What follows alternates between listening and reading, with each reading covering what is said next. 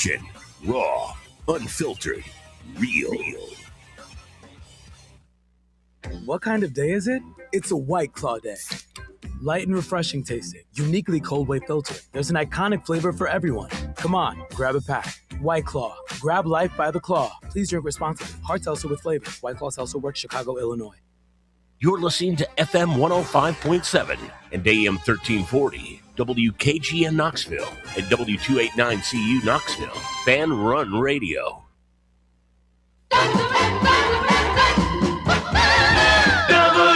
WKGN 1340, go Vols!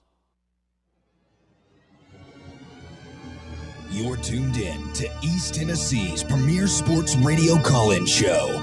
This is The Drive.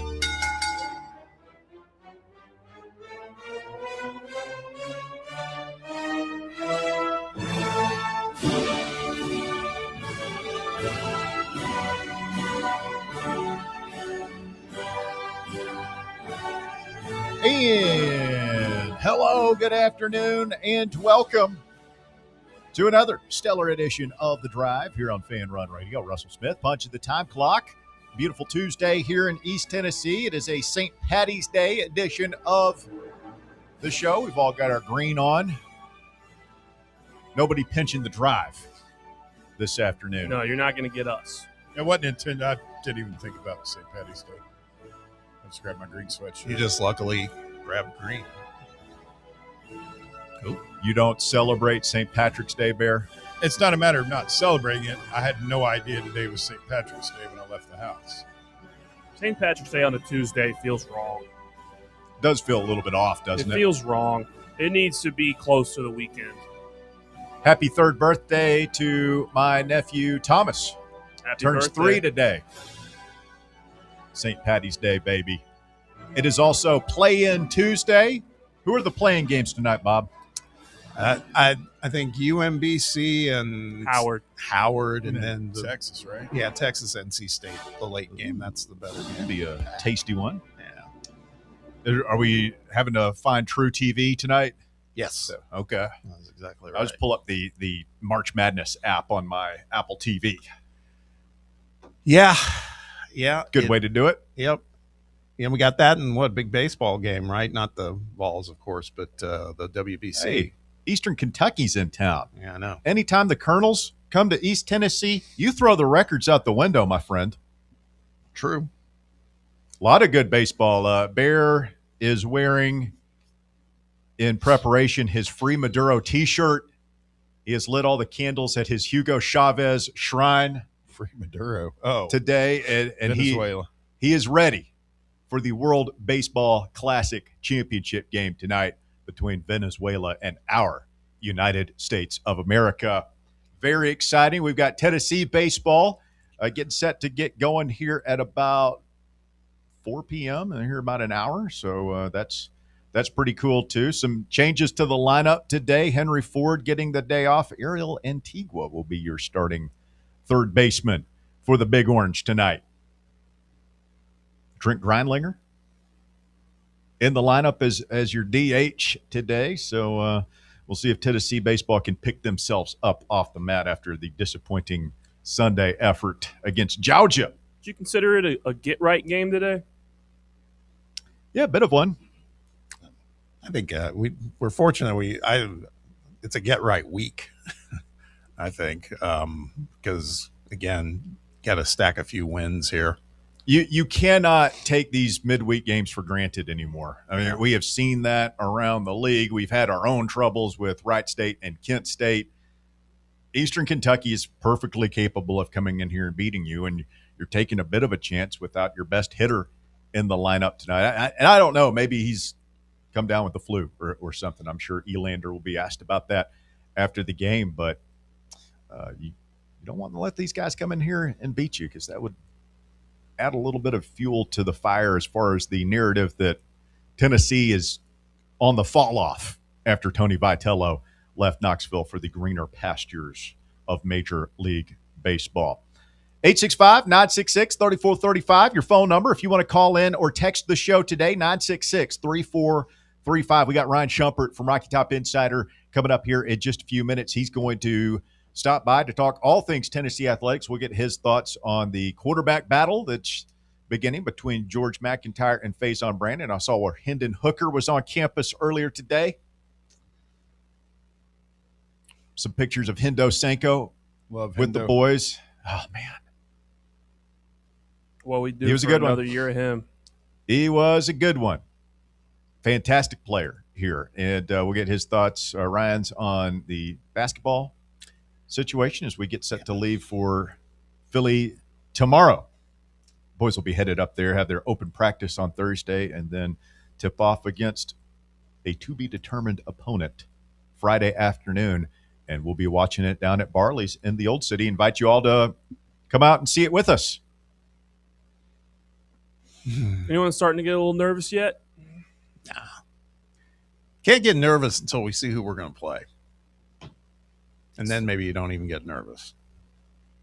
If it's Miami, are you going to be a little nervous? Is that how you're feeling? I think it's appropriate to be nervous in the NCAA tournament. I mean, I would imagine that Duke fans, Arizona fans, all the one-seed fans are, maybe they're not quaking in their boots over their first-round matchup, but they know after that they are the hunted. And as Philip Fulmer always said, we're working like heck. Well, he also said that. But he also always said the wind blows hardest at the top of the flagpole. And those teams that are up there at the top, man, everybody's gunning for them. So, yes, Walker, we are nervous. I'm nervous. You have to be nervous. But that is to be expected. That is just normal standard operating procedure for March Madness. Yeah, you're right. I don't know. I haven't gotten the nerves of us playing. Maybe it's because we play like in the back half slate on Friday. It feels so much farther away than the start of the tournament does. I don't know. I'm just not there yet. You're right. I mean, I think that the reaction to the tournament this year and the reaction to basketball in general has been somewhat muted, I would say, from Tennessee fans. And I just think it's a function of what we've been talking about for a long time now, is this team, from my vantage point and many's vantage point, is not as good as the previous two. So the expectation is not to go as far as the previous two.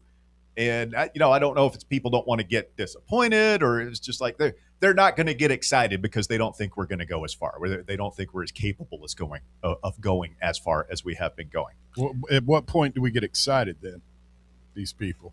Probably Friday morning. Sweet 16? I think if you win your first round game, people will be fired up for the game on Sunday against Virginia or whoever. But and after that, it's March Madness. I mean, if we survive the weekend and we're still playing basketball next week, yeah, this town will be going crazy next week. Okay. Yeah, it's about right. So, I mean, it's mainly like if we lose on Friday, then it's going to be like people are going to freak out probably.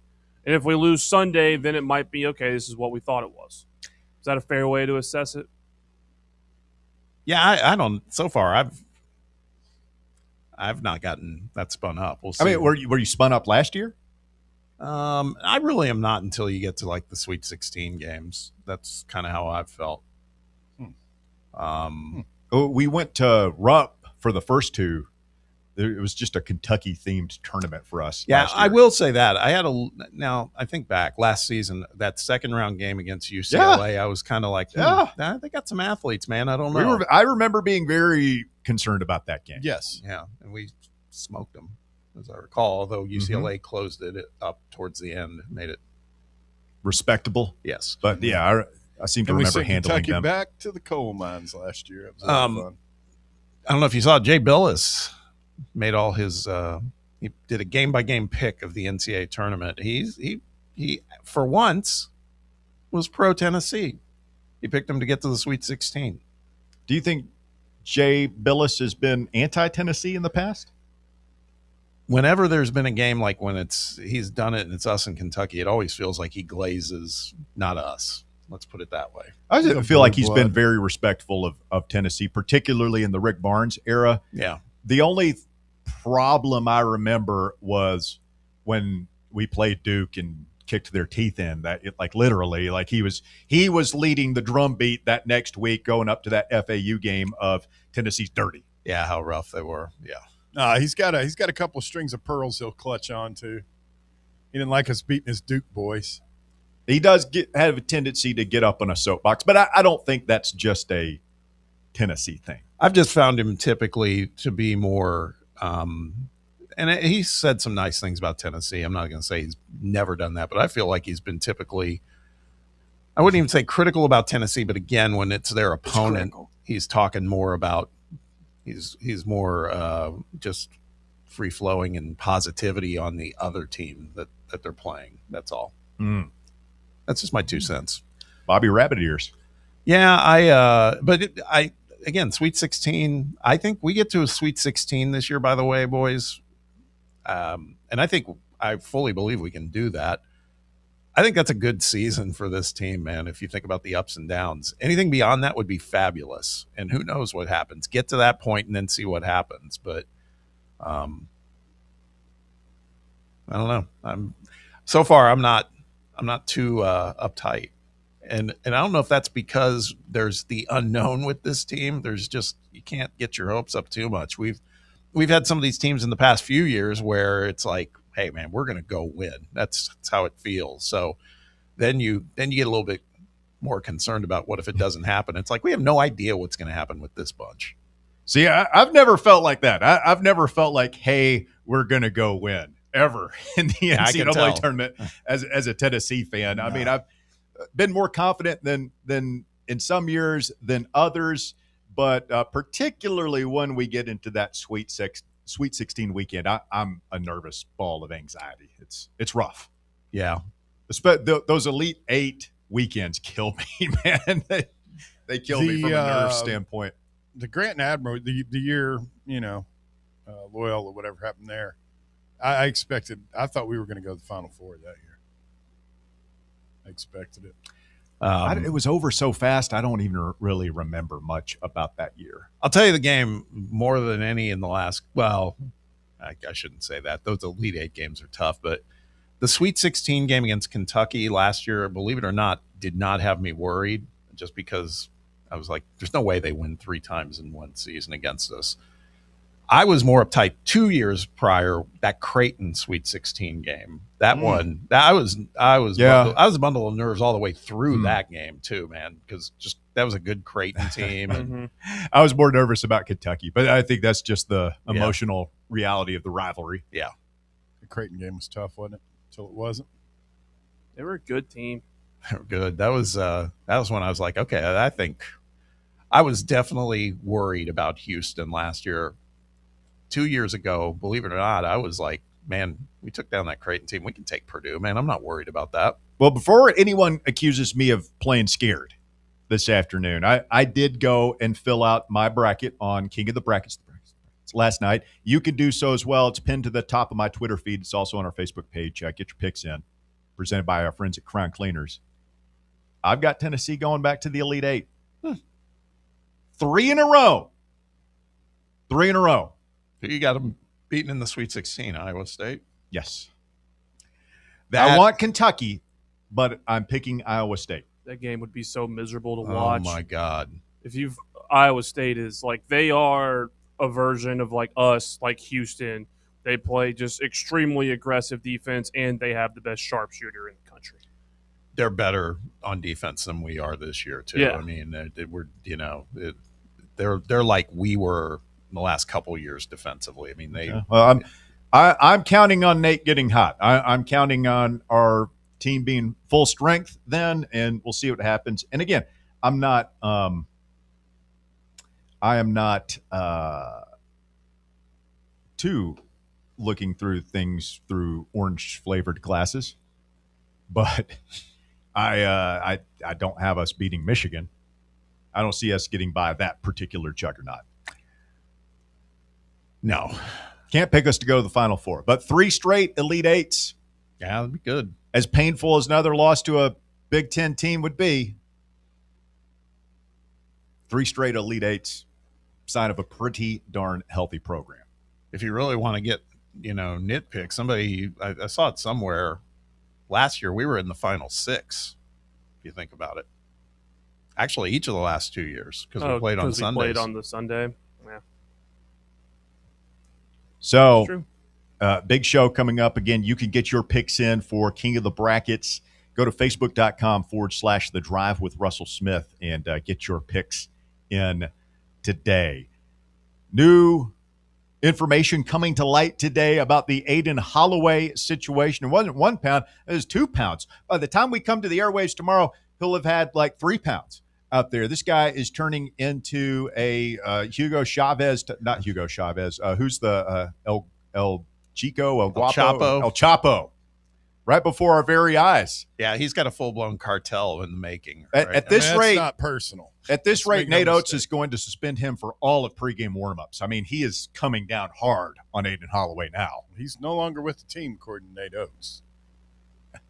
Oh, man, the amount discovered in the arrest is significant because any amount of marijuana above 2.2 pounds or a kilogram in the state of Alabama can result in drug trafficking charges. They're saying 2.1 pounds.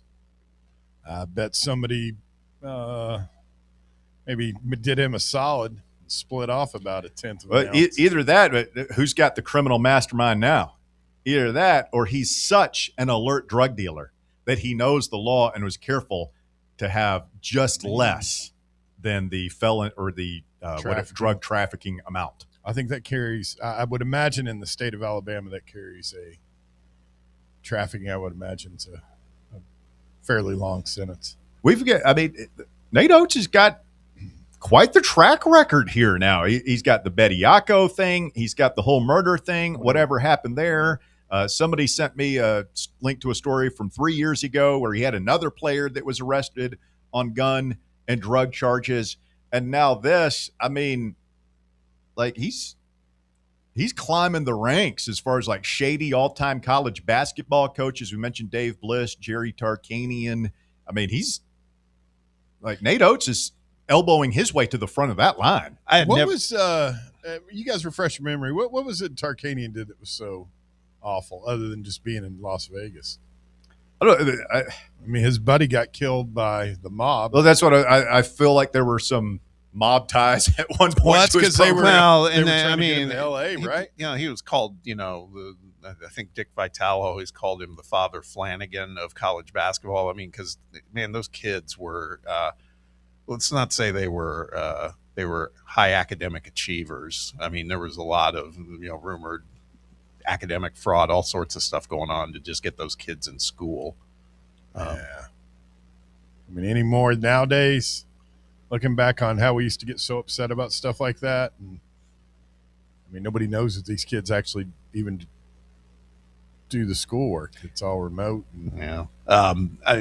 Still the best one is when you think about that, like you said, the way it used to be versus how it is now. Indiana University, I love reminding their fans, they had Kelvin Sampson as their head coach, and they fired him for texting recruits. Yeah. That's got to sting. Top 5 coach, man. What a cell phone. And what a cell phone he had to make all those calls. Yeah. A lot of impermissible phone calls. This is laughable now, right? Yeah. No, he made an impermissible phone call in a day and age where you can just buy players. I mean, Pete Golding's gone dark and quiet because I saw Trey on the SEC podcast. I think I texted it to you, Russ, because of the tampering stuff. And I guess Ole Miss, according to Trey, is trying the whataboutism of, if you come after us, you better be going to Baton Rouge, Louisiana next. Tried and true excuse of. I'm sure all of these SEC coaches and programs are quaking in their boots over the thought of the NCAA coming in and enforcing some hard penalties against them these days, because that's they've got such an illustrious track record of being successful with persecuting these schools. We'll take a quick time out. When we continue, Ryan Shumpert of Rocky Top Insider joins us. Is this a legitimate 2-quarterback competition between George McIntyre and Faison Brandon, or is this really just window dressing and it's going to be GMAC, at least for the beginning of the season? Plus, does Ryan have any Cinderella picks? We'll talk with Shump when we continue next right here on Fan Run Radio. The Drive. 105.7 FM, 1340 AM. Online at fanrunradio.com and streaming on the free Fan Run Radio app. This is Fan Run Radio, Knoxville. The Drive's king of the bracket. Are you an expert in bracketology? You must practice hard to become the bracket Jedi, you must. Do you love March Madness? Bring me my Hossenpfeffer and my bracket. Are you a master in the art of lines and circles? Why do you fill out a bracket every year? It makes me feel good. Boosts my self-esteem. Well, now your time has come. The Drive's king of the bracket. Oh, grasshopper, snatch this bracket from my hand. Make your picks before the NCAA tournament tips off this Thursday for your chance to be crowned king of the bracket. Alas, are you king of the bracket? So find The Drive on Facebook, find the link, and become king of the bracket. It's good to be the king. King of the Brackets is brought to you by Crown Cleaners. Visit crowncleaners.com to find out more. Crown Cleaners, a tradition of excellence. Since the 1960s, Crown Cleaners has provided imperial service for all of your dry cleaning needs. With unwavering attention to detail and customer care, Crown continues to earn the trust of yet another generation of citizens in Knoxville. They also provide free pickup and delivery of dry cleaning, laundry, and alteration services. So find a location near you at crowncleaners.com. Crown Cleaners, Knoxville's choice for dry cleaning for over 40 years. What kind of day is it? It's a White Claw day. Grab a pack, grab your friends. Everything else in life can wait. Your friends shouldn't. Let's go. White Claw. Grab life by the claw. Please drink responsibly. Hard seltzer with flavors. White Claw Seltzer Works, Chicago, Illinois.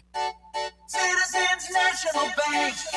Life is more fun with a Good Life checking account from Citizens National Bank, offering extra benefits including bank travel. This September, experience the perfect fall getaway on the New England Rails and Sails Tour, or join CNB in October to chase the Northern Lights in Iceland. Get in on the fun by calling 865-429-7935. Citizens National Bank.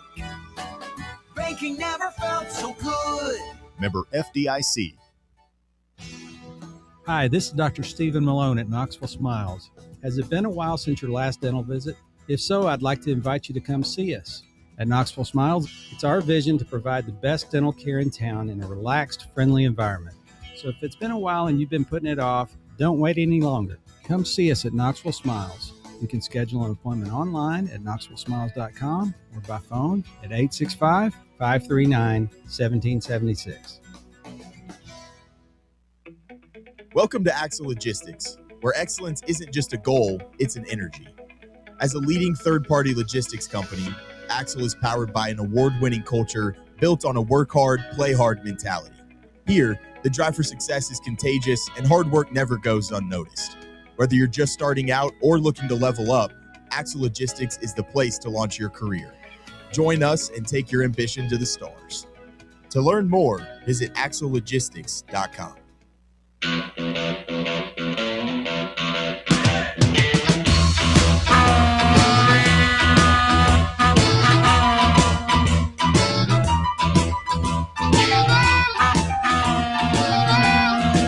Fan Run Radio, the drive continues. Russell, Bob, and Bear back with you. Walker Smith helping out in the White Claw Hard Seltzer studios of Fan Run Radio. Ryan Shumpert covers the Vols for RockyTopInsider.com. He joins us every Tuesday here on Fan Run. Good afternoon, Shump. How are you, sir? I'm doing well. How are you guys? Oh, we're doing good, man. I love these periods on the sports calendar where you have tri-sport convergence, football practice, basketball postseason, baseball regular season, all happening simultaneously. It's enough to keep you busy, isn't it? Yeah, that and more. But no, plenty to talk about. And spring practice, I definitely feels like it has a little bit more intrigue this year with a true quarterback battle. And obviously, I think it's getting more and more real for basketball postseason getting going and then SEC play getting started for the baseball team. Well, let's start with football here. And the question a lot of Tennessee fans wondering, is this really a true quarterback competition? You know, you've really only had 2, right? 2 years where you didn't really know. It was the first year and last year. In between, you knew Hendon Hooker was going to be quarterback in 22. You knew Joe Milton was going to be quarterback in 23. You knew Nico was going to be quarterback in 24. Last year, Shump, you know, they said, oh, yeah, Merklinger has a chance. Merklinger and Merklinger and Joey going for it. But really, looking back on it, it feels like that was just, a coronation of Joey going into the season. Do you think that this is a true quarterback competition, or do you think that ultimately they are going to trot George McIntyre, the more experienced guy out there, come September against Furman? Yeah, I mean, I think he would be the favorite because of the experience, but I don't think that means it's not a competition. And I don't think that meant last year that wasn't a true, competition. I think in the end it was just more obvious and they probably knew quicker than they let on, who was going to be the guy. To me this year, there's just an element of newness to it all, where based on Brandon, you only have high school tape for him, the guy that didn't even play a lot of his senior year due to injury, and then George McIntyre, who's obviously there's more familiarity with, but there's no game tape or no meaningful game tape to roll with. So I do think it's, a true competition. I would still make McIntyre the leader just from the experience. But in this, this quarterback battle, to me, feels like it has more long-standing implications compared to last year. Whereas, if one of these guys starts all year and plays pretty well, the other one's almost certainly going to transfer after the end of the year. So as Tennessee tries to get off of this cycle of just having 1 year, one quarterback starting and then having to start over after every year, I think it starts with this year finding the guy and then rolling with them and trying to build around them over the next couple of years. So, Ryan, the burning question, I heard one of the radio reports today, I think it might have been on the other competitor or something, saying that they heard from George that he has put on 20 pounds. I mean, that this is what seems to be the thing everybody's call it the freshman 15. 20 pounds is pretty good. No, I mean, that's good if it's real, but I mean, I don't know if you've heard anything from I know you've been busy covering other stuff, but from the other RTI guys, if they felt there's I don't want to say like, oh my God, what a big change, but is there any noticeable change in his build via our guys? I mean, I don't know about the build necessarily. He's the one, McIntyre's the one who I believe said he was up to 205. Yeah. So, that's where that comes from. He still looks pretty skinny. I mean, I think Nico's 6'6", 215, something like that. And you're talking about a guy at 6'5", 205. So there's similar build there for sure. And, I haven't, like you said, I haven't been over there and no one's indicated to me that McIntyre just looks radically different from his, physical build at this point. Yeah. My guy, Magic Mike, on the text box says, we need a social handle for GMAC's weight. The George McIntyre scale on Twitter. Can we get a Twitter account? Yeah. He should do that. Like, instead of having to answer the questions every time somebody sticks a microphone in his face, why doesn't he just take a picture of his scale every morning and tweet it out? Build an app. Let people just monitor his weight. Yeah. Somebody had George McIntyre's tapeworm. Either on the morning show. Okay, or that's Tony's gross. show. That's one of Tony's listeners. That's not okay. That's good. Ryan Schuppert with us, RockyTopInsider.com. Ryan, any newcomers standing out? I know that you got other folks covering it there, and I'm sure you hear rumors and stuff. Any newcomers marking themselves as potential day one contributors for the Vols this year? Yeah, I mean, I think in general with newcomers, there's a lot just because of how much Tennessee had to overload its transfer class and bring in guys that could come in and play right away. I know with Arian Carter, out here in the spring, I think Amari Campbell's getting a lot of run and looks like a guy who can come in and help Tennessee right away. TK Keys is a true freshman. I think there's opportunity there for him. But there's opportunity there for really a lot of guys, especially on defense. If you can play, you're going to have a chance to help this team right away. Let's we'll kind of leave basketball for the main course because there's a lot to cover here. But I wanted you to elaborate a little bit on, and again, I know you were covering basketball and not baseball, but you were still paying attention to the baseball team this weekend against Georgia. And I listened to the podcast, a little bit of it that you and Jack did, recapping it all.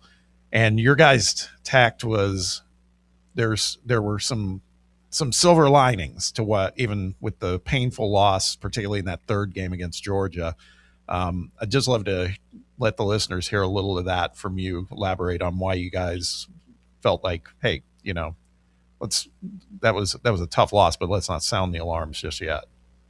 Yeah, well, I mean, I think there'd been some sounding of the alarms going in to the series, and I think it's from that context of Tennessee went on the road against a top 10 team and held its own. Easily could have won the series. You could say should have won the series, and I don't think that would be dramatic or anything like that. And the offense showed signs of life, and I think one of the things to me is that it didn't just show signs of life because Henry Ford or Blaine Brown went nuclear. Those young second-year guys that we've talked about since the preseason that Tennessee needs to step up and be more productive were that. Manny Marin was really good for a second straight weekend. Blake Grimmer made a big impact.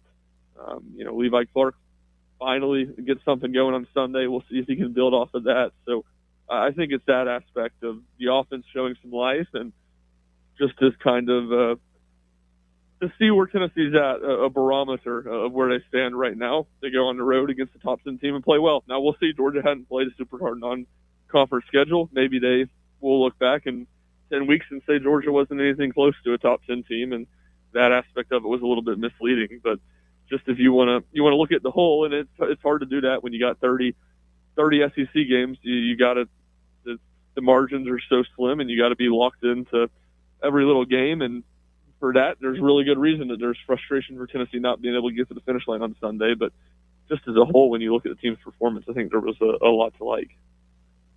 Ryan, you look at Tennessee ranked 21st, 22nd, somewhere there in the polls. I believe 13-6 now, maybe off by a game or two. 14, I think. 14 and 5 or 6, something like that. We had this conversation yesterday on the show. Do you think the record, the ranking, and the general vibe around the program would be any different if Tony Vitello were still here? It's a good question. I don't think the record would be a whole lot different. Maybe a game or two here or there. But I don't know if the team, I don't think the offense would have looked better at this point in the season. I don't think there's any part of the team that I go, man, they would be way better if Tony was still here. I just think from the fan perspective, there would be more trust that they would be able to turn this thing around because you've seen Tony do that in the season before. And he has, for good reason, had more goodwill built up than Josh Helander has at this point. So I think when you want to talk about the vibe around the program, not within the building, but surrounding the program, I think that would be different if Tony Vitello was still here. I'm sure people would still be upset and not high on this team, but I definitely think the fans would have a little bit more trust in this thing getting righted. And I think there's reasons to believe it can get righted just because of how young of a team this is. And we've kind of going back to the stuff I just talked about with some of those young hitters. Those guys are, not all of them, but some of them are making strides and looking better. And if you keep on doing that, I still think this pitching staff's pretty good. And I think this team's capable of being pretty good this season. Feels like this week's kind of we were just talking about this kind of with Missouri coming in, Missouri being what they are. This feels like, and what our schedule looks like coming up, Vandy, LSU, and they're taking some lumps too, but those are still really tough opponents. But it feels like this is a weekend we got to go and gun for hopefully a sweep.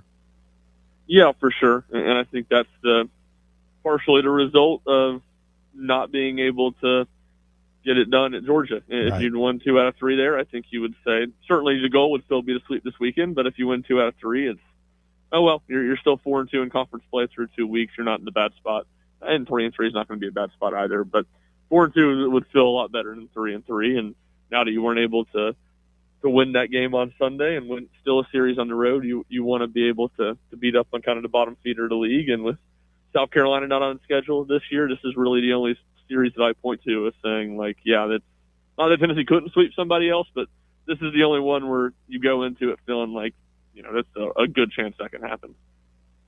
Talking with Ryan Shumpert, RockyTopInsider.com. All right, Shump, Tennessee on the plane tomorrow, headed to Philadelphia to take on the winner of tomorrow night's game between Miami of Ohio and SMU. What do you think about the draw for Tennessee? Do you like it? Do you think it's too tough a road to hoe for UT? And how far do you see this team getting in the big dance? Yeah, I think it's a very fair draw. When you look at, to me, SMU and Miami, Ohio, I think are maybe the two worst at-large bids in the tournament, so I certainly don't think you can be upset about that. I think Virginia is a good team, probably be kind of in the middle of the pack of how I view the 3 seeds, so you still can't complain about it there. There's not just some massive star, massive player you point to and say, man, I don't see how Tennessee would have any answers for him. Certainly a lot of capable guys in a good team, but a core that doesn't have a ton of NCAA tournament experience either. This is Ryan Odom's first year there. As that goes with coaching changes, it's basically a whole new team or a ton of new players. So it's, largely a new experience for them. So Tennessee could, I like Virginia. I know I like Virginia more than Bob does, but yeah, I don't think it's one that you can just hang your head about and be super upset if you're Tennessee. I've been thinking about this since you and I did the podcast too. I mean, what if there's one thing you would want to see personnel-wise less of for Tennessee on the floor in that game on Friday? What would that be? This might be a leading question, by the way. Yeah, that's leading the witness. Is there anybody you would just leave in Knoxville for the weekend, Ryan? I don't know about leaving Knoxville. And look, I think Friday can be dependent. The answer is Jalen Carey. That's obviously what Bob's setting me up to say, and I agree with his feelings on it. I do think it's different if you play Miami, Ohio, as compared to if you play SMU. I think it's a whole lot different when you look at Virginia and Uganza, the guy from Kentucky to Kansas State to Virginia, and what he can do as rim protection seems like a terrible matchup for Jalen Carey. But I've never been of the opinion that you just can't play Jalen Carey or anything like that. I just don't think he should play as much as he does, essentially. So at this point, I think it's kind of going to have to see Rick Barnes handle it differently to truly believe that he's going to. But we'll see. That's kind of the one that's been puzzling to me, just how many minutes he plays. Yes, you're a wise man, Ryan. You read my tea leaves there. On Jalen Carey, and I got to attribute this to Tony Basilio and his gang. I heard this today, and it just made me sick. They had somebody compile some of the stats on Carey as far as his rim shots versus top 100 opponents this season, between dunks and layups, and there weren't many dunks for him, by the way.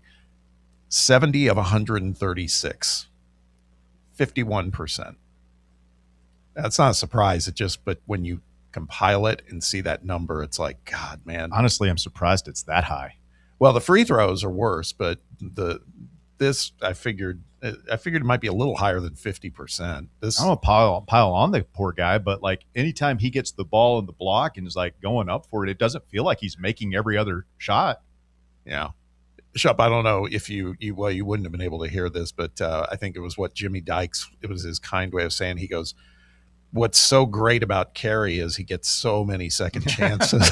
It's like, there's a reason for that, my man. But anyway, yeah, I agree with you. I mean, we're going to need him. I know that. I would just love to see a little more efficiency there. Meanwhile, Felix Okpara is shooting 79% in that same kind of calculus. Total rim shots versus top 100 players. Now, we know a lot of them are lobs, but still, if we could get somewhere in between where Carey is now and where Felix is for Jalen, that'd be success. Yeah, no doubt. And I think the thing maybe with Carey that's to me a little bit frustrating is it feels like he's getting more goodwill or ability to play through mistakes than Dwayne Brown is. And look, I know Dwayne Brown's a young guy, but I think that in my eyes, that's almost why I'd want to give him more leeway to play through some stuff. And it just doesn't feel like he gets that, JP Estrella, I think, is more comparable to the leeway that Jalen Carey gets, but it's like he picks up his 4th foul on, the soft box out in the Vanderbilt game, and he gets yanked, and, it's Jalen Carey the rest of the way, and it's like, why? Why? Yeah. Sure, he shouldn't have fouled on the box out. It was a soft call anyway. Just keep him in. Let him play through it. Like, it's not like Jalen Carey's out there not making mistakes either. So, there's definitely, in my eyes, some frustration with how that's been handled, and that's on top of Tennessee never playing Nate at the 4, which, not that I think that would just change their season and change their outlook, but I would like to see them go to that periodically to just try to have a different look and kind of depending on matchups. Quick question about Brown, and I wanted to hit you with it yesterday when we recorded, and we did it, but what you were just saying, do you think any of this is attributable to, Brown, as a freshman, and there's the notion that maybe they're hitting a wall, et cetera, but I'm not sure I buy that, but I'm just trying to figure that out too, why it's happening. Yeah, I mean, I do think Dwayne Brown has not played as well the last couple of weeks as he was playing beforehand, so it's not that, I think Rick Barnes is just being mean to him and unfair, and, he's playing great. Why is Rick Barnes not giving him chances? It's just, to me, Jalen Carey's not playing great either. So, I would like to see a few more chances for Dwayne Brown when it's not like all Tennessee's other options at that spot are just playing at a super high level right now. All right, Ryan, last thing from me. Mel Kiper Jr. today in his latest mock draft has my Titans taking Jeremiah Love at number 4 in the draft. Are you on board the Love train, or do you still want to go edge rusher in the first round? What say you? I still want to go edge rusher, though I think, with us signing John Franklin Myers, I think Ruben Bain makes less sense. I mean, that's kind of been the backup plan with Ruben Bain's arms, where it's like, worst case scenario, if you can't play edge, you can slide him inside on pass rushing downs. Well, we just spent all this money on to play John Franklin Myers inside on pass rushing downs beside Jeffrey Simmons. So to me, Ruben Bain's not really an option. At least I don't like that as an option as much anymore. So David Bailey's still there. If Arvell Reese, I think that's pretty unlikely he's still there. I say roll with them. But if both of them are gone, then I can get on the Jeremiah Love train. I saw Mike Borgonzi in the concourse at Nissan or at Bridgestone Arena last week. His son was rocking a Tennessee baseball jersey. So a buddy I was with was yelling at him to take Jeremiah Love, but he wasn't paying us any mind. You mean he's not taking advice from randos at the or the hockey game? Where did you go again? Where did you see him? SEC tournament. Oh, the tournament. Okay. Yeah. Yeah. After on Friday night watching, I think it was between the Alabama Ole Miss and Arkansas Oklahoma game. My buddy was just, Mike, love it for Mike, kind of like fake coughing while doing it. The Haslams, that's how they ended up with Johnny Football, right? Is some homeless guy told Jimmy Haslam to draft Johnny Manziel. It was really star-studded. I was standing out in the concourse, and within about a 60-second stretch, I saw J.P. Prince, who I haven't seen in years around any Tennessee stuff, rocking the Vols gear, and then I saw Mike Borgonzi, which, again, thrown off by Mike Borgonzi's son wearing Tennessee baseball gear. I mean, he's lived in Nashville for like 2 years, but good to see that they Tony V got him on the bandwagon quickly. Ryan, you're a great guest. You got a ways to go in the name-dropping department. Cannot hold a candle to Trey Wallace or old Bobby Hoops over here. J.P. Prince is solid, though. I'll give you that. Well, it's no Martha Stewart. One of my favorite guys growing up. What was that? I'm sorry. He said that was one of his favorite guys. J.P. Prince from Memphis White Station. There you go. Back in the day. All right, Shump, appreciate you, my man. Everybody go check him out, RockyTopInsider.com, and the new Twitter handle at Ryan Shumpert 00. Good stuff, man. Hey, Ryan. Yep. Don't forget your assignment. If you're in Philly, you got to get some sort of like recording of some back and forth with Cronin and Hurley if they get to that second round game.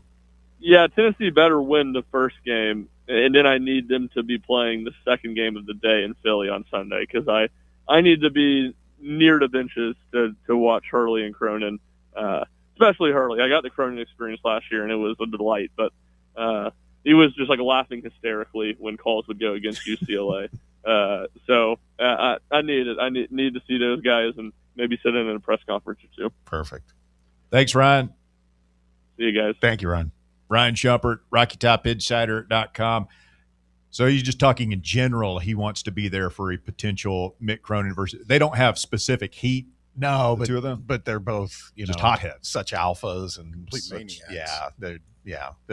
Something's going to happen if those two teams are playing each other. Wonder if just laughing at the officials. I don't feel like that is working the officials. Like working the officials, like you want to have a dialogue with them, right? But the end result should be to try and get your team favorable calls. Yeah. And I feel like if you're nobody likes to be laughed at, right? That's probably not helping you. Now, I'm watching some of it, like Todd Golden, man. He acts, I guess, he's won a national title, but he acts like he's got a lot more juice with the refs than he deserves at this part in his career. Did you ever chew out refs when you were coaching like rec league or whatever? I did get teed up one time, which means in rec league, that means you have to sit the rest of the game. You can't stand. Yeah. Really? Yeah. That sucks. Yeah, you got to sit down. What'd they get you for? I got by those guys. Question a call. And it was a clear one, but they can't see everything. I get it, but it was right in front of me. I offered my glasses to him. Oh, wow. It wasn't like I was dropping obscenities or anything, but I was definitely raised voice for sure. So, yeah, they teed me up. It happens. Oh, Bobby Hoops. Bobby Hothead. Yeah. Yeah. Don't get into it with him. He'll take a zebra out back and slap him around. I'll see you after the game in the parking lot, sir. Yeah. Quick timeout. The Drive continues. It's Fan Run Radio. We're back with more right after this. The Drive. East Tennessee Sports Authority. This is Fan Run Radio. Knoxville. Hey, it's Russell Smith here for ECR Total Landscapes. I had the ECR crew out to my house last year to remove multiple trees on my property, and I couldn't be more satisfied with the work they did. Not only did they cut down several trees that were too close to my house, they also grinded the stumps and cleaned up the work site, leaving my yard looking better than before. Take it from me, if you've got a dangerous, overgrown, or storm-damaged tree that's threatening your home, your car, or your family, don't risk it. Do what I did. Call ECR Total Landscapes for a free estimate. Tell them Fan Run Radio sent you. 865-384-2012. That's 865-384-2012. Your local tree cutting experts. These guys get the job done. Check out their website, ecrtotallandscapes.com. Vol fans, reimagine your home at Broadway Carpets and Flooring for any remodeling or building needs. With a variety of carpets, rugs, hardwood, vinyl, and stone, Broadway has all the flooring and installation options you're looking for, including pet-resistant products like Pet Perfect Carpet from Shaw Floors. Visit their showroom in downtown Knoxville or the location in West Knoxville located on Kingston Pike near Pellissippi Parkway today. Smoky Mountain Brewery is the place to be for game day. From the moment you walk in, it's wall-to-wall big screens, making Smoky Mountain Brewery the perfect place to watch the Vols or your favorite team in action. With locations in Turkey Creek, Maryville, Pigeon Forge, and Gatlinburg, you're never far away from a great time at Smoky Mountain Brewery. Try one of their world-famous microbrews like Black Bear Ale, Mountain Light, or Cherokee Ale. Juicy burgers, wings that bring the heat, and delicious handmade pizzas made with hand-tossed crust from the freshest ingredients and their own special sauce from a secret recipe, topped off with hand-grated cheese and farm-fresh toppings. And don't forget, those famous microbrews are also available in kegs for your next party or in 6-packs and growlers to go. So grab your crew and head to Smoky Mountain Brewery and tell them Fan Run Radio sent you. Smoky Mountain Brewery. Eat local, eat good. Running a business, coaching a team, planning your next big event, you need more than just gear. You need SM Athletics and Logo Solutions. Custom uniforms, branded apparel, promotional products, done right, done fast, and built to show off your brand with pride. From local businesses to high schools to major universities, SM Athletics is trusted by winners. Get real service, get real quality, get noticed. SM Athletics and Logo Solutions, where your brand comes to life. Visit smathletics.com and let's build something great together.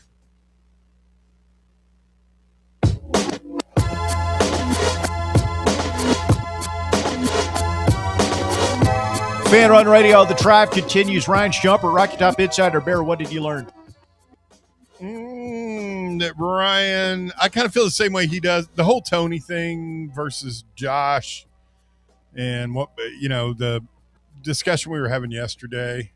I thought a lot about it last night. I'm trying to figure out, what would Tony have done differently this past weekend? Maybe that's what Josh needs, a what would Tony do bracelet.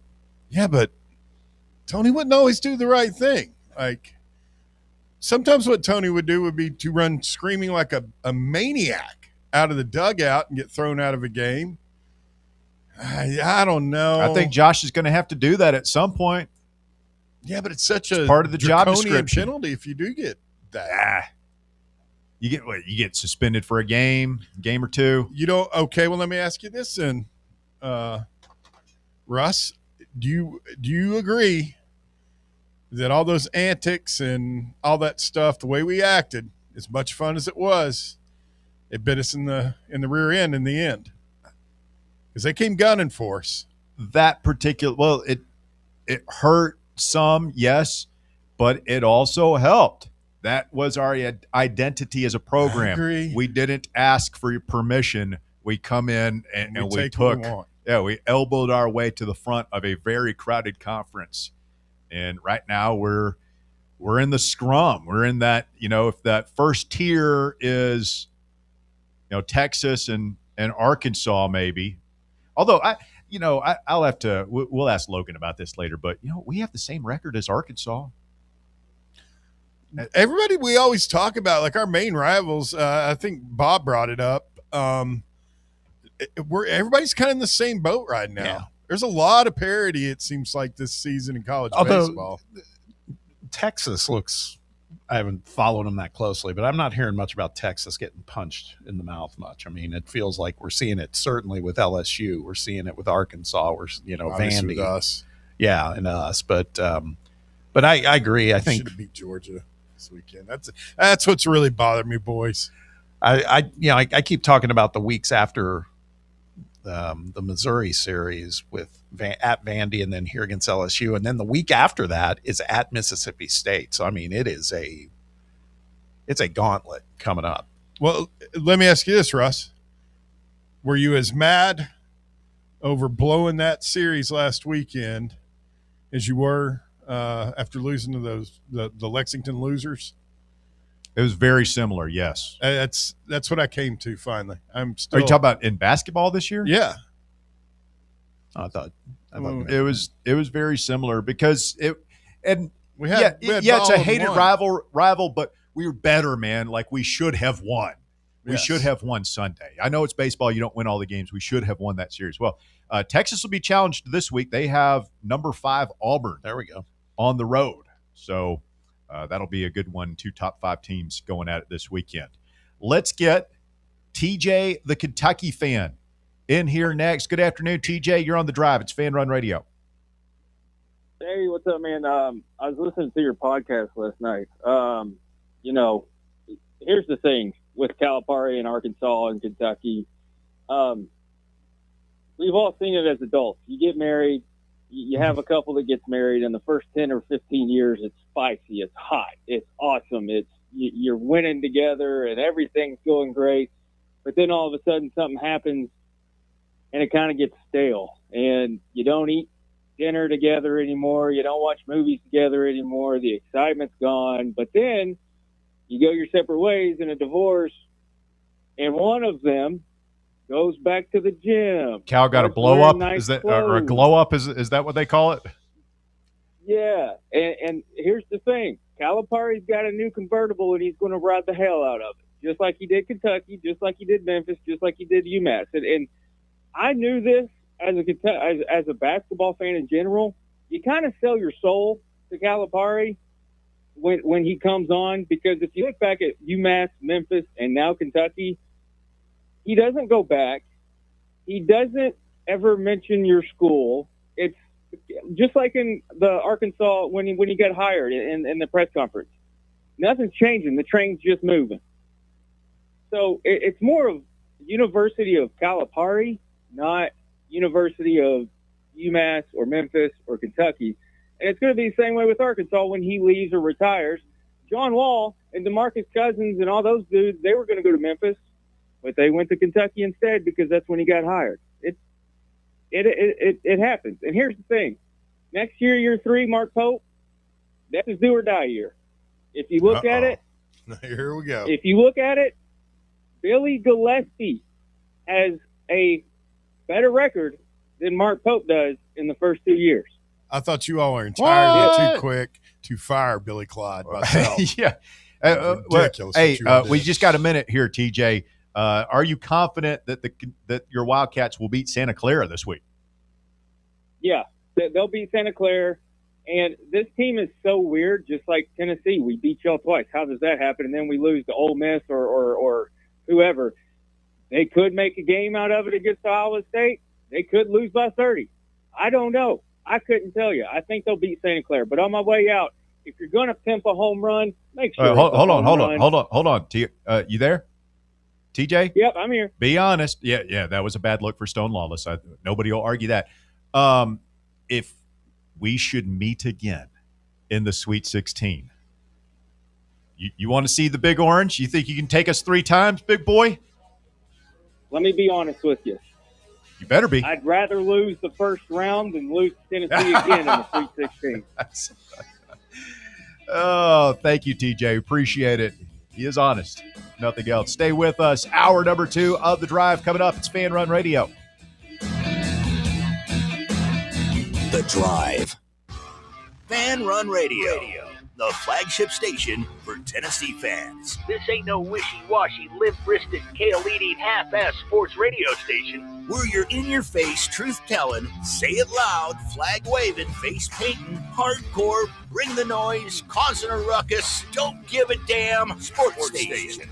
Sports talk that doesn't just hang up and listen. For the fans. This is Fan Run Radio. Get some. Barley's has live music on weekends, general team trivia on Wednesday nights at 8 p.m., and now live sports trivia, courtesy of the Knoxville Trivia Guys, every Thursday night upstairs. The game starts at 7 p.m. and is free to play for everyone, so head on down to the Old City and show off your sports knowledge and win gift cards to Barley's. Use those gift cards to buy some delicious food and drinks, and you can take it all in with their wide selection of TVs and indoor projectors. Barley's Tap Room and Pizzeria. In a world filled with deadlines and screens, sometimes we forget the simple joys of life, days filled with special moments. At Inward Half, we understand the essence of these moments. Feel the difference between our breathable fabrics and flexible apparel as you disconnect from the hustle and bustle and reconnect with what truly matters. Inward Half. Simple luxury for on and off the course. Hey, Vols fans, Cody Brown here. I grew up right here in Tennessee and know what it means when someone says, I've got your back. That's why you can trust Farm Bureau Insurance of Tennessee. Whether it's your home, your vehicle, your family's future, or the business you built from the ground up, we will show up for all of your insurance needs. We are Tennesseans who understand what matters, which is doing right by you. Insurance is not all about just paperwork and policies, but it's about the people we insure every day. So if you want insurance that hits home, give me a call at 865-992-3871. Go Vols. Have you ever found yourself wishing your clothes looked brand new again? Whether it's your favorite suit, that little black dress, or your comfy winter coat, Crown Cleaners can make it happen. From stubborn stains to delicate fabrics, the expert team at Crown Cleaners uses the latest cleaning technology to ensure your clothes come back looking and feeling fresh. Visit one of their 2 area locations, Kingston Pike on Bearden Hill or South North Shore Drive near Dunkin' Donuts. Online at crowncleaners.com. Crown Cleaners, a tradition of excellence. You served behind the desk. You served in combat. You did 4 years and got out. You were drafted. You gave 20 years. You gave exactly what your country needed. You are a veteran. You are a veteran. You are a veteran, and you deserve support. If you're struggling with life after service, don't wait. Reach out. Find resources at va.gov/reach. Brought to you by the United States Department of Veterans Affairs and the Ad Council. You're listening to FM 105.7 and AM 1340, WKGN Knoxville, and W289CU Knoxville, Fan Run Radio. Are you ready for the start of a new season?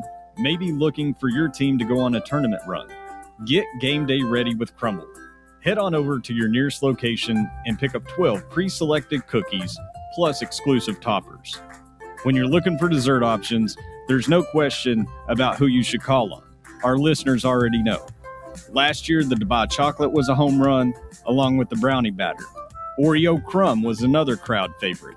What new flavor will set the standard this season?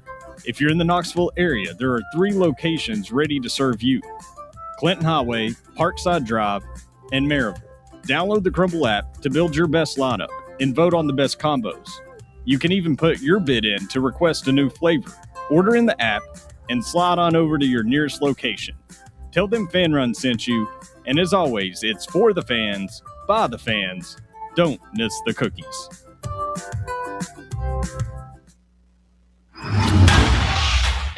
It's time for the Drive's Top 4 at 4.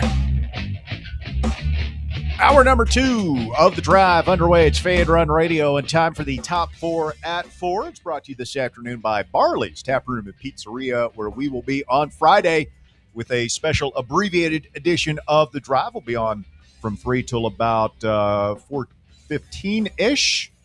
We'll do the top 4 and then break down and get ready because the Vols tip off at 4:30.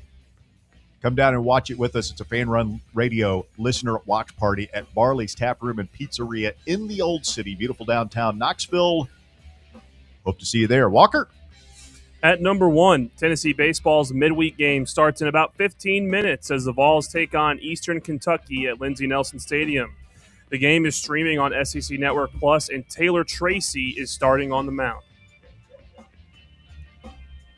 Let's not mess around. Eastern Kentucky, are they the Colonels? Is that what we said? Yes. Richmond? Yeah. I always see Richmond, signs Kentucky. for it when I drive north. Yeah. Western Kentucky is the Hilltoppers. Yep. I got friends who are. They've got the funny mascot. It's Yeah. my older blob guy. My older Big brother's Red. alma mater. Big Red. I got- That's where Petrino, he was at Western Kentucky when they rolled in here for football and had like 4 plays of 4 straight turnovers. Yeah. We scored on every one of them. They got a cool campus. It's where my older brother Blake played golf. I was going to say, I got friends who are Western alum. It's different than Eastern for sure. Yeah, definitely different. At number 2, Rocky Top Insider's Ryan Silvio reported today that redshirt freshman quarterback George McIntyre has gained 20 pounds in the offseason heading into spring practice. He arrived at Tennessee weighing around 180 pounds and weighed in the other day at about 202 pounds. He was told the goal is to add as much weight as possible, but 210 was the target heading into fall camp. Tell you, we just need a webcam like gmacweight.com, and you can just get up in the morning and you can check it. He'll weigh himself when he gets up, and then you get a little alert on your phone. So, George is 203 today. Must have had McDonald's last night. Oh, George is 199. He must have skipped a meal. Come on, George. Somebody get that kid a peanut butter sandwich. Just get him some protein powder. I saw a picture today of the 4 quarterbacks. Well, it was GMAC, Faison, Staub, and then the walk-on with Hendon Hooker, who was in town. I mean, he doesn't look any thinner than Nico. No, he doesn't look thinner than Nico. He's just, what is he, an inch or 2 shorter than Nico was? Is it the same height, actually? They look very similar. I was just going to say, he's an inch shorter and It's negligible. 5 to 10 pounds lighter at the moment. So I'm just saying, Faison Brandon looks. no, he looks impressive. He looks like a dude already. Mm-hmm. Bouncy. A lot of it is just how much you can know and be able to process information and operate in the system. I was watching their media availabilities today, and first of all, George could I don't know if he's just like nervous and he's not a good public speaker yet, but he can elaborate a lot more. And I don't know if it's that or he's being coached under the hypo way of, hey, don't give anything away. But he did say, my one takeaway was like last year, he said it felt like he was drinking through a fire hose. And this year he was talking about how he knows the system and knows the protections and everything. It's like, okay. So he obviously feels more comfortable, but Faison is probably drinking through the fire hose right now. How quickly can he get to that point where he can operate more without thinking? Until he does that, George is going to be your number one quarterback. Yeah. Can Faison get to where he knows enough to operate by fall? I don't think it's realistic to expect that of him this spring. But can he get there in preseason camp? Is that realistic? If not, is it at some point during the season, or do you just have to wait a year like some of these guys do? That'll be an interesting storyline worth following, I would say. Yeah. And then the other thing, did you guys see the video of Heupel out on the practice field mic'd up yesterday? I saw a clip of it, but I didn't watch the whole thing. You talk about like how he never gives anything away. It was much more revealing. Like he's talking about protections and, if the flat comes down, like he was getting into real, technical QB speak. I was like, man, he never up a little bit. He never lets that side of him show publicly. Maybe he's lightening up a little bit. Is it part of, we asked about, is he being more accessible and trying to show a different side of himself to the public? If he's smart, he'll do that because, it'd give him a lot more cover. Tennessee fans, they want to have a relationship, a personal relationship. They want it to be very personal with us and the Hicks. And you just saw, like in the tone of Russell's voice, right, how excited that made him. People want to hear their coaches talk ball too. That's the other thing. We want to be reassured that we're not being coached by a dumbass. Yeah, not talking in platitudes and doing the whole, coach speak, but actually talking about it. That's why Belichick, when he was on with Manning on the Manning cast, became so likable. It was like, man, can you imagine listening to these guys talk? Oh, there's a human being in there. Yeah. The other thing, I've got a suspicion that he's a pretty good smack talker. Could be. When he's not on camera. So I don't know. I'd like to see him talk some smack. Well, also, I think a part of him opening up a little bit and not being as secretive is because now guys can't leave after spring practice. Yeah. I think that's a big part of that, and about how he's more open to letting people see things and all of that type of stuff. Perhaps. That Walker guy's smart. I try to be. For a web kid. That's the only way they know how to make us smart. At number 3, At number 3, the Denver Broncos have their new wide receiver 1 after trading for the Dolphins' Jalen Waddle today for a first, third, and fourth round pick. Miami is also sending a fourth round pick with Waddle to Denver. I'll tell you what, after looking at their dead money cap hit, I think it's pretty odd. I think they're tanking for the number 1 pick next year already. Oh, yeah. They're calling it the Arch Sweepstakes, but did you see that list online of how much dead money they've got? No. It's a lot of dead money. That's tough for a fan base. Yeah. I mean, it's March. It's pretty high. If I pick up, I was like, hey, at least lie to me and let me go into the first week of the season thinking we're going to be competitive. Like the Titans have been good about that the past couple of years. Like, I believe. Oh no, we still suck. It's like Will Levis is the guy. Yeah, having to go through the entire summer knowing that it's going to be Malik Willis. Malik Willis, or they say the kid from Texas, Ewers. Yeah, it's going to be. It could be one of those two. I mean, they still have one of the best running backs in the game in Achane, but that's it. I mean, they are starting from scratch otherwise. Well, is Jalen still down there? Jalen, right? I think I don't know if he's on the team or not. I bet he's still there. Oh, what was I thinking? Well, now they have 2 first-round picks, so I think he's still on the roster. He's not a difference maker for them. It could be a Ty Simpson team for the amount of buzz he's getting in the draft. Just think, man, if you're a Broncos fan, how great is it to hear? I think Jalen Waddle's a stud, man. I mean, that's like make Bo Nix happy. Yeah. Going all in, huh? Yeah, him and Cortland. That's what you want to see. Troy Franklin too, they're who loaded. he's a good slot guy who Nix loves. They're going to be fun. They're going to be. If he wins a lot another of one fun. at Denver with two separate teams, Peyton will elevate himself up another into that upper tier in my mind. You do it 2 different franchises. Yeah. And at number 4, the World Baseball Classic final is tonight as the United States looks to claim its second WBC title against Ronald Acuna Jr. and Venezuela, who are in the final for the first time. First pitch is at 8 p.m. on Fox. The Mets' Nolan McLean will start for the States, and the Diamondbacks' Eduardo Rodriguez is on the mound for Venezuela. USA minus 265 on the money line tonight. Who did you say the pitchers are? McLean and McLean and Eduardo Rodriguez from the Diamondbacks. Okay. So we're fully rested and ready to go. One of my friends just texted me. Apparently, we are not starting Gunnar Henderson tonight. Who's going to start at third?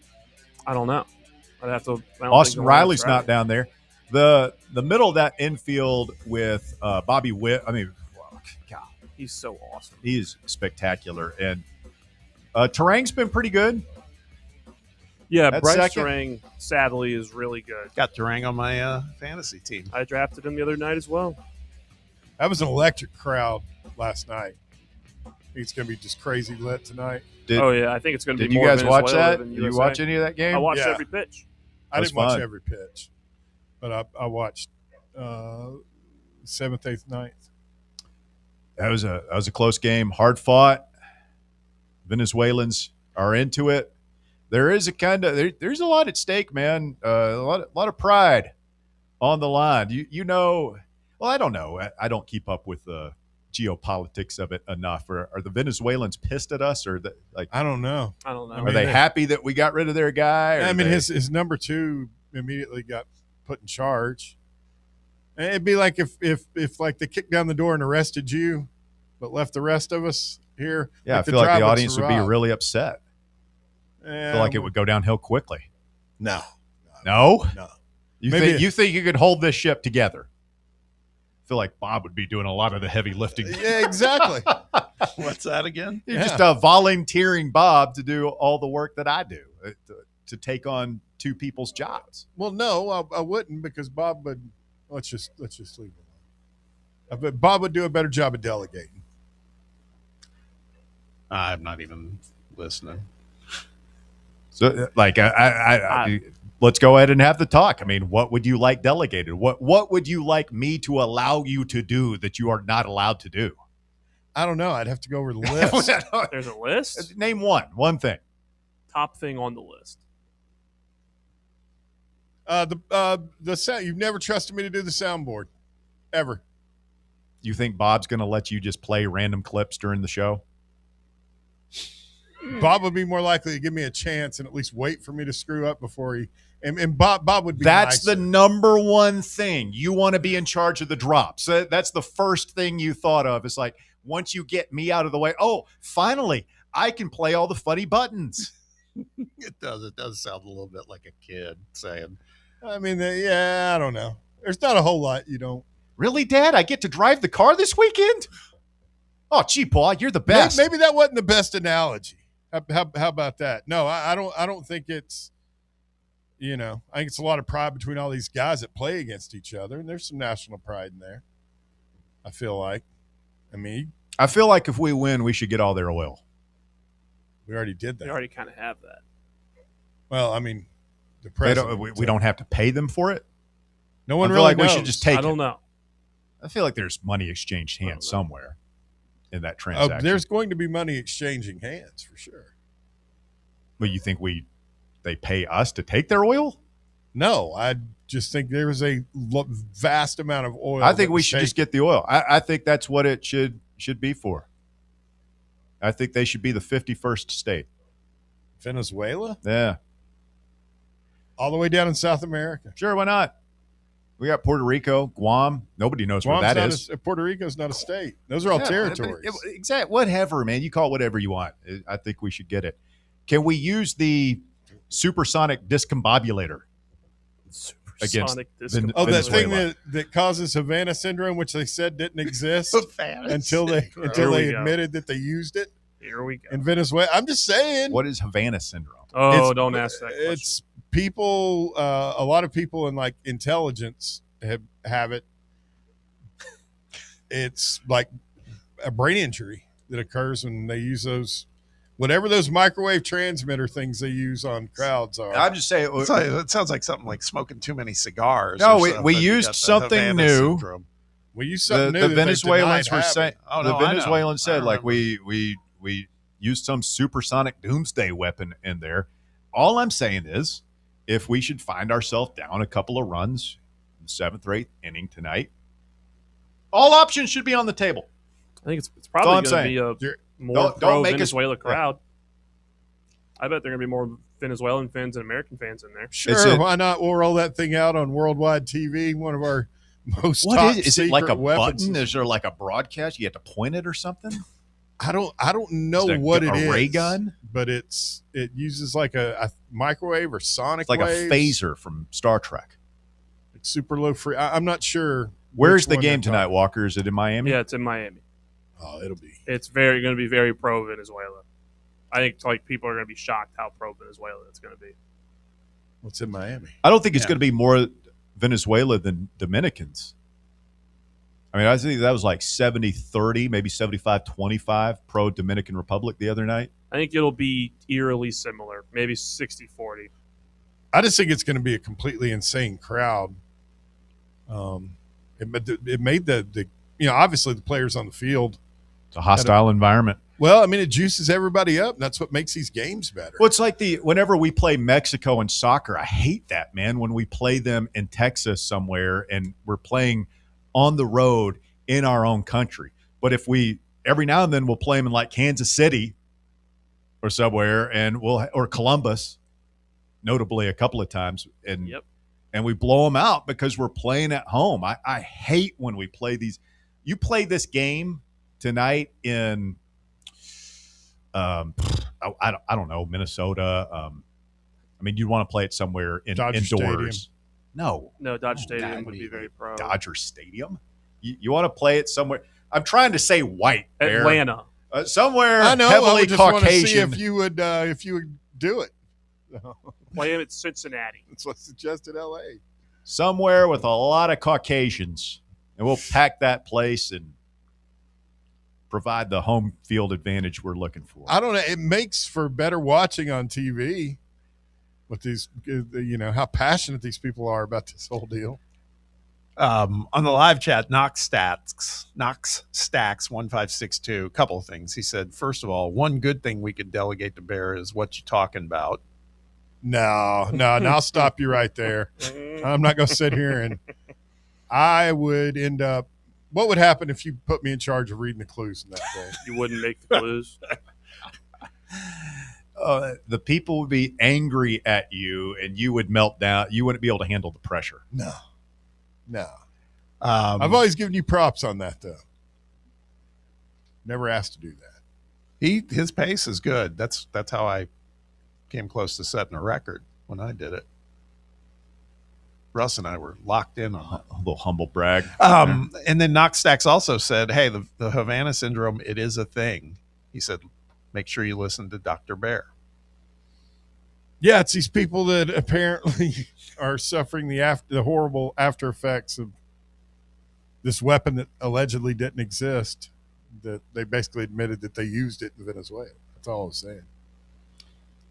Shout out to all the YouTubers on the Fan Run Sports channel this afternoon. Do us a quick favor. If you're watching over there right now, look down and make sure if you are not subscribed that you hit that subscribe button. Also hit that thumbs up icon there. Give us the like so that we can increase our doomsday device, the algorithm, and infect more people with the Fan Run virus. We'll go open lines the rest of the way here. 865-966-3435, your phone number. You can call or text the drive this afternoon, 966-3435. Let's get a call from DR Vol. Good afternoon, DR. Good afternoon, guys. It's good to see y'all yesterday. After I left y'all, I went and saw a very famous Knoxvillian. Went and hung out and drank beer with Philly. Oh, my goodness. God, why? Drinking beer with Phil. That's We drank beer. interesting. Liked beer. Old Mustang Still like Phil. beer. We had him and another elite basketball mind had Adam Hickman out there. We had a blast. Oh, God. Boy, I tell you what, you didn't have to worry about the Rand Corporation kidnapping you three for their private think tank of geniuses, did you?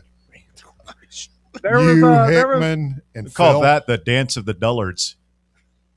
I call it we fixed half the world's problems and drank most of the beer. So we did good. Well, I'll tell you what, the one thing I'm still blown away by those cookies you brought, which we appreciate, by the way, but I had no idea McDonald's had that kind of cookie game. Pretty good game. The only other thing I'll say about your group there, you lose less IQ points eating lead paint than listening to come on, Hickman's man. tapes. That's Come on, not, man. That's not You know, necessary. it's kind of bad because Hickman had a lot of good things to say about you. And He's a heck of a nice guy, but his takes are horrible.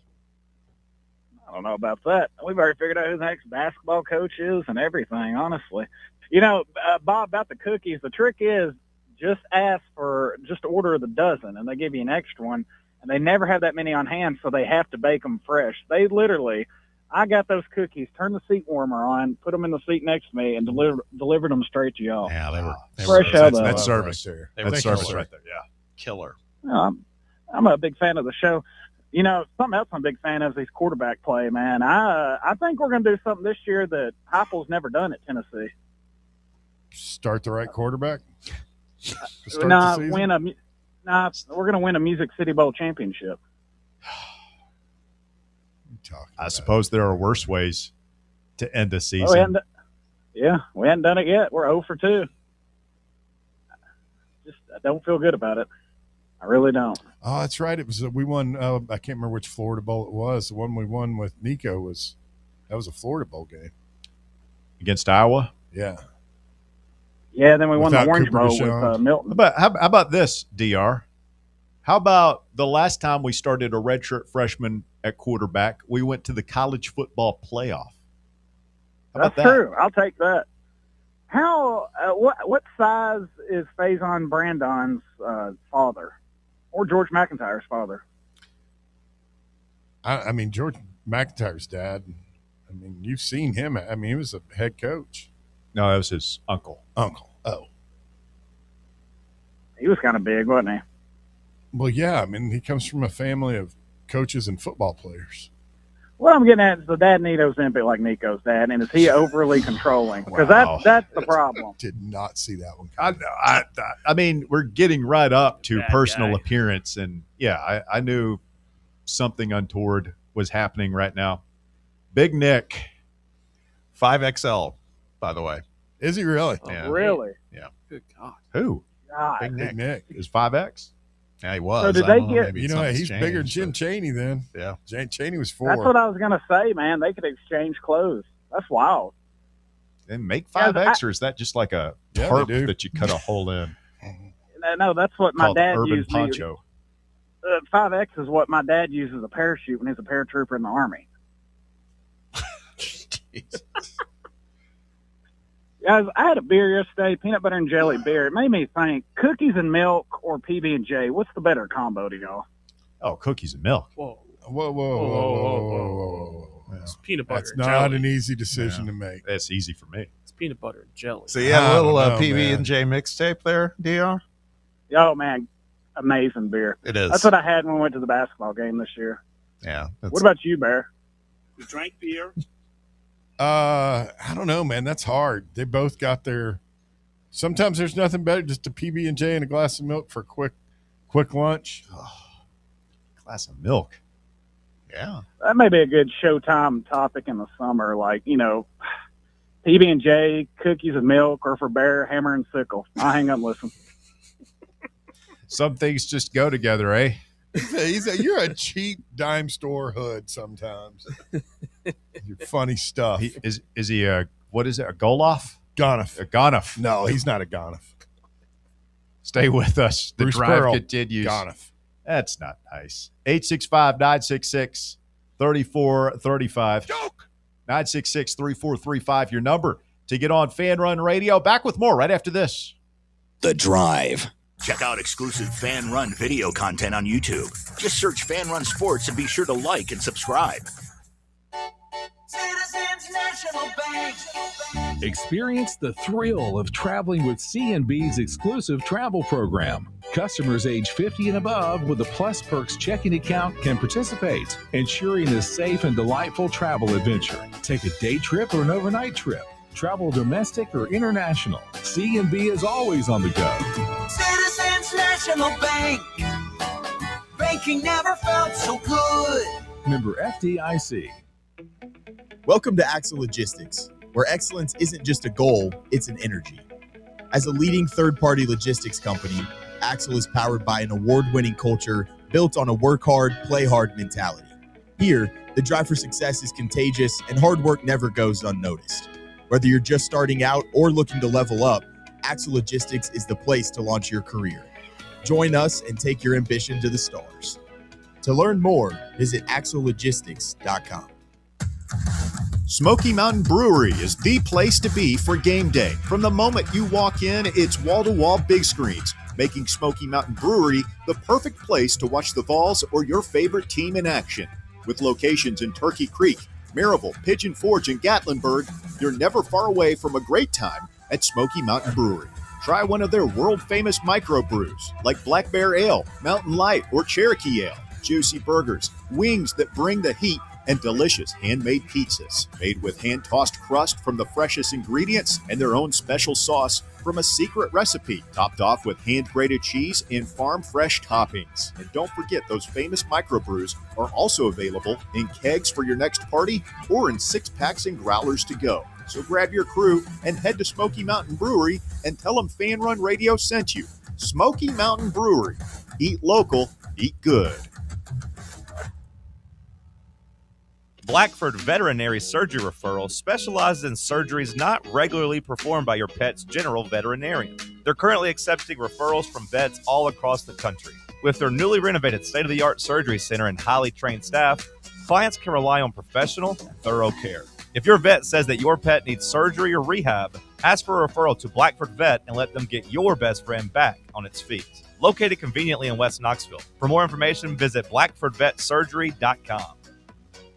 Your smile says it all, so make sure it's saying the right thing. At Knoxville Smiles, we believe healthy teeth mean happy lives. Invisalign is a clear aligner orthodontic treatment that gradually straightens teeth without the use of traditional metal braces. And now, at Knoxville Smiles, we're offering Invisalign special pricing for new patients. Call for details at 865-539-1776 or just visit us at knoxvillesmiles.com.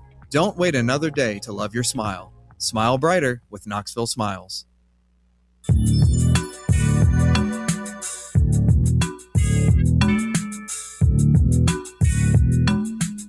Back here on the Drive, Fan Run Radio, coming at you on a Tuesday afternoon edition of the show. And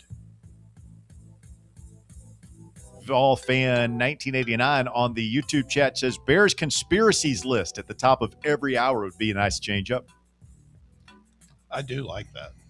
I'm just telling you, I mean, most of them are true. Almost all of them. The conspiracy theories of the ones that I'll like this microwave weapon thing they've got. Microwave. Walker, so I don't have to. Will you go down the Bears microwave weapon Havana syndrome? Havana syndrome is actually a real thing. Yeah, but see if it's caused by the microwave weapon. I'll do some light research for us. Give me a couple minutes. AKA the discombobulator. Yeah. Kicked in the Vols says DR Vol doubled the IQ of that group he was in yesterday. I wouldn't go that far. Vol Fan 89 back again says, at the end of the day, if Merck shows flashes in 2026, Heupel will easily survive an 8-4 year type season, with 2027 being the make or break year. I think he meant GMAC. Yeah. I was going to say, who's Merck? Merklinger is off to the greener pastures of UConn. Yeah, he's a Husky now. Mm-hmm. Jason Candle, I guess, ended up there. He did. And where did Little Mora go? He went to Colorado State. It was a weird move. Right, yeah, Fort Collins. Yeah, very much a lateral move. Yeah. Maybe a step down. It's a nice place to live, though, isn't it? Fort Collins. Yeah, it's just right outside Denver. Colorado State is going to be part of that new Pac-12, though, I believe. So, and UConn's an independent still in football. So that's, I guess I get it. How much longer you give the conferences as we know it? Oh, I don't know. Before they completely realign everything, and we're going to end up back in our original conferences. I mean, like you say, as we know it. I don't think most people know. Like, we know, and I would dare. Can you name all the schools in the Big 12 right now? I could. You're different. Yeah, there are a lot. I could name a fair amount of them. Walker probably could, and he's in sports media as a profession. So most casual sports fans don't even know who are in the conferences anymore. There are people who consider themselves Tennessee fans. If you asked them to list all 16 SEC teams, they wouldn't be able to. So, like, we've gotten so far outside the normal reality that we all grew up in, and it's still changing, right? The tectonic plates haven't stopped shifting. I don't know, what normal is. I don't know. The law. I didn't think it would. At the loss of the Pac-12, as a sports fan, affected me more than I thought it would. Broke my heart. Yeah, I'm kind of right. I'm kind of with Walker. Speaking of the Pac-12/Big 12, Walker, your alma mater is looking for a basketball coach. We certainly are. Have you seen the name that's being connected to your job today? Not today. Who is it? This is, again, I have to keep in mind you're a little bit younger. When I say the name Master P to you, what's the first thing that comes to mind? I honestly, nothing comes to mind. You don't know who that is? No, I don't know who Okay, that that's is. it. No Limit? No Limit Records. Genuine. I mean, there's I remember that music being very popular when I was going to college. I remember Master P, No Limit Soldiers. No Limit Soldiers. Was it make them say, date myself. No. You don't remember Master P. Okay, that's before your time. The other thing I think of, Bob, and I know like Master P might have been after your time, but the other thing I think of when I think of Master P is Ricky Williams. Oh, yeah, that horrible contract that he Master P, while he was still a rapper, but decided he was going to dabble in being a sports agent and represented Heisman Trophy winner Ricky Williams as he was coming out of Texas and negotiated his deal with the Saints, which ended up being one of the worst, quote unquote, big contracts in the history. It was all incentive laden, but the incentives were like impossible to reach. Yeah. For a good player, let alone for a great player, let alone a very good player on a bad team, who just traded away their traded their entire draft for him. Yeah, Ditka. It's like one of the dumbest moves of all time. Yeah, it was not one of Mike Ditka's greatest moments. Yeah, that was a rough look. So anyway, Master P, according to Sporting News reporter Kyle Odegaard, is apparently interested in becoming Arizona State's next head coach. That's what I was trying to tell you earlier before the show. I just couldn't remember Master P. What? He's got some basketball DNA. Who was it? Was his son Little Romeo? Yes.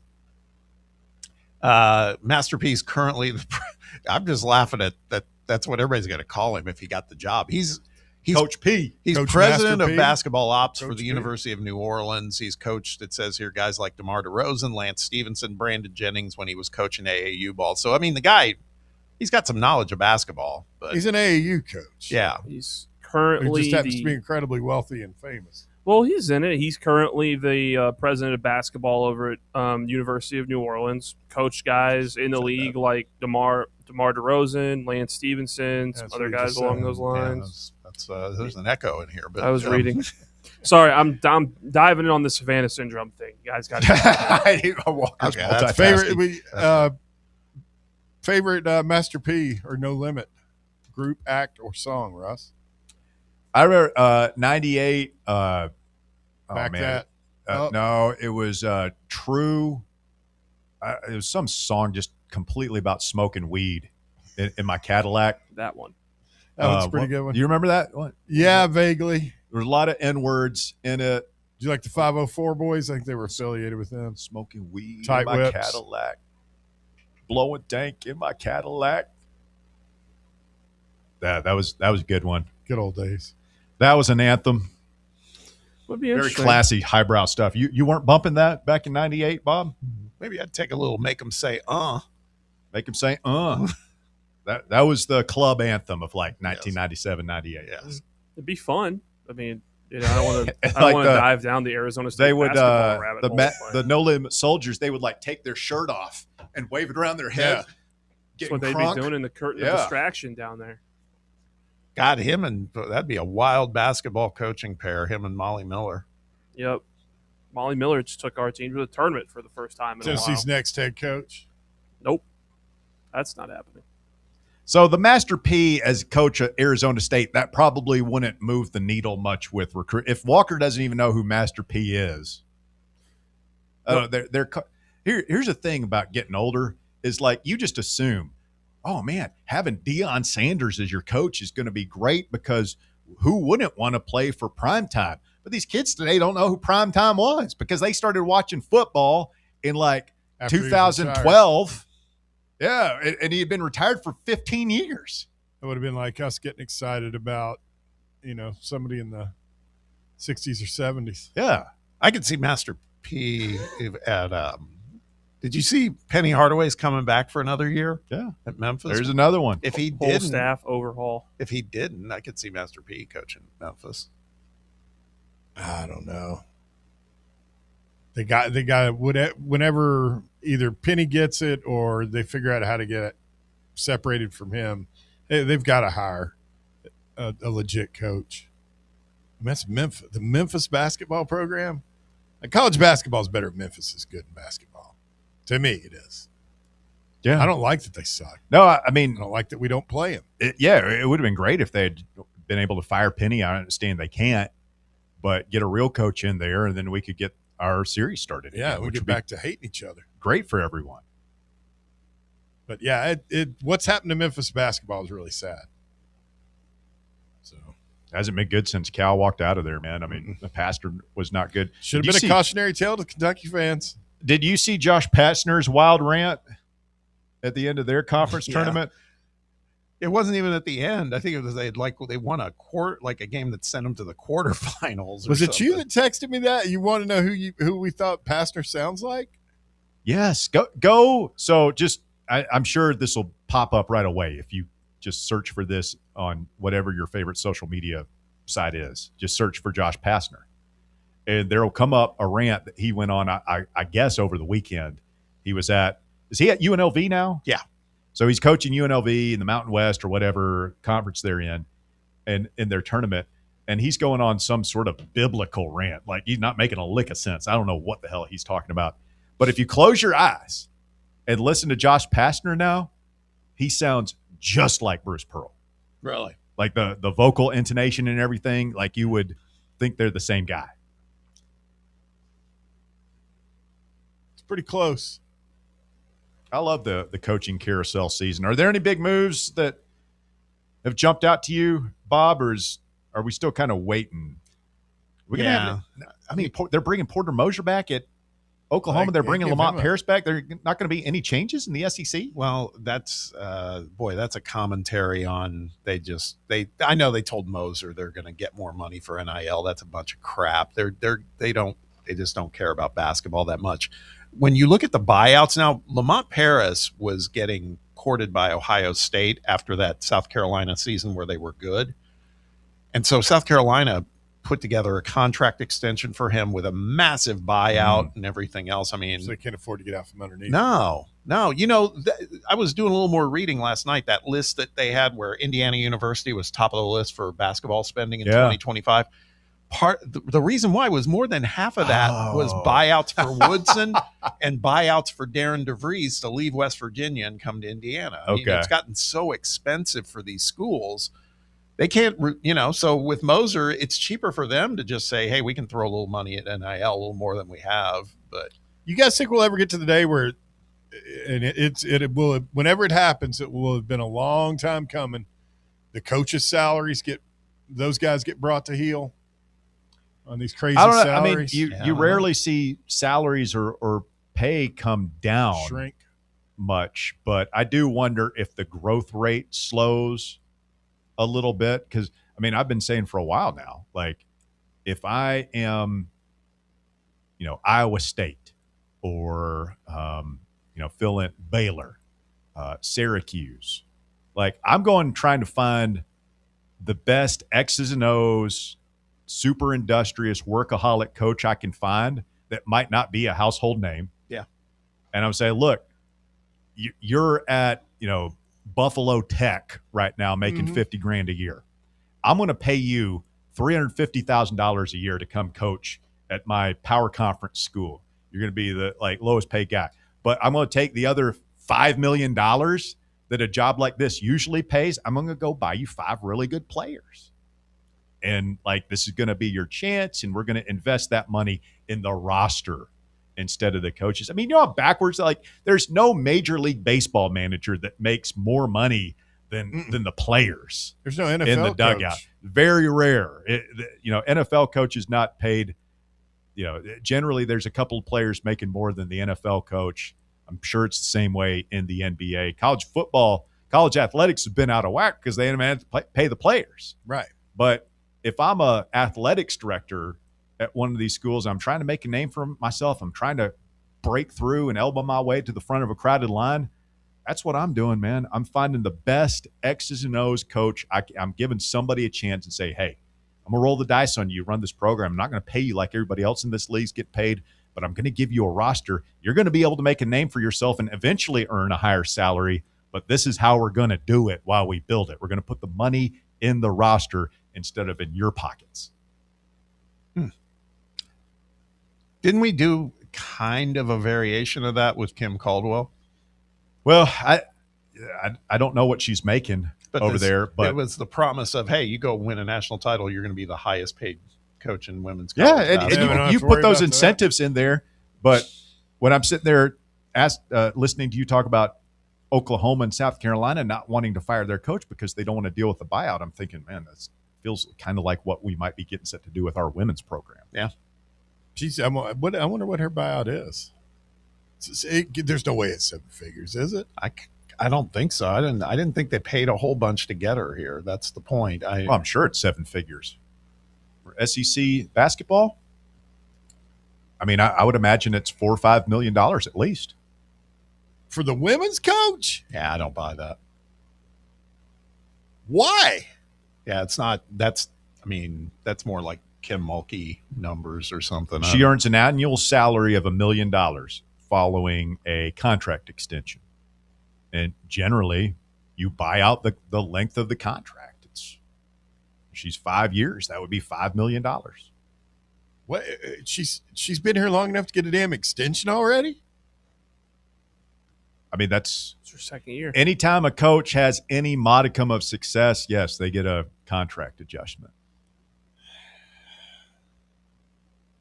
It's literally the dumbest thing ever. The sport, I mean, they don't operate in the black, do they? I mean, they won't be if they fire her and have to pay her. I mean, there'd be no way.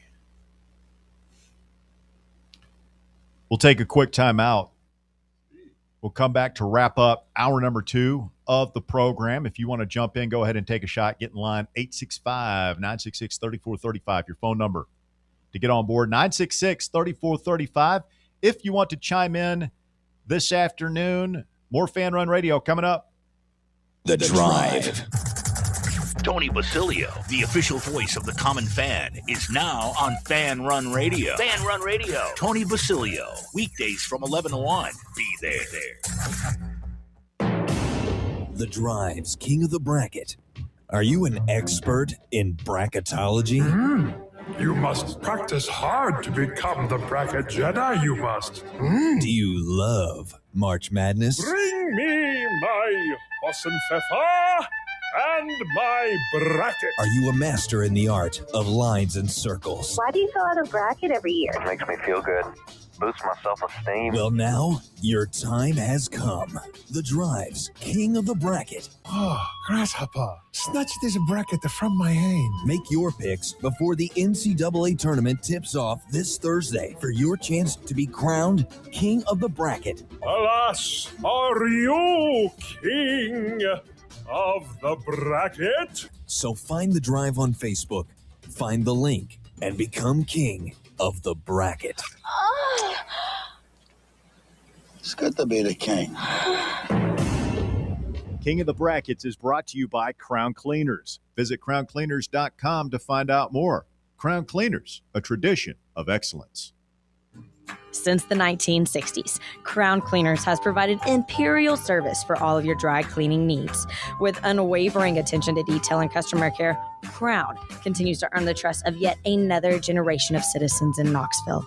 They also provide free pickup and delivery of dry cleaning, laundry, and alteration services. So find a location near you at crowncleaners.com.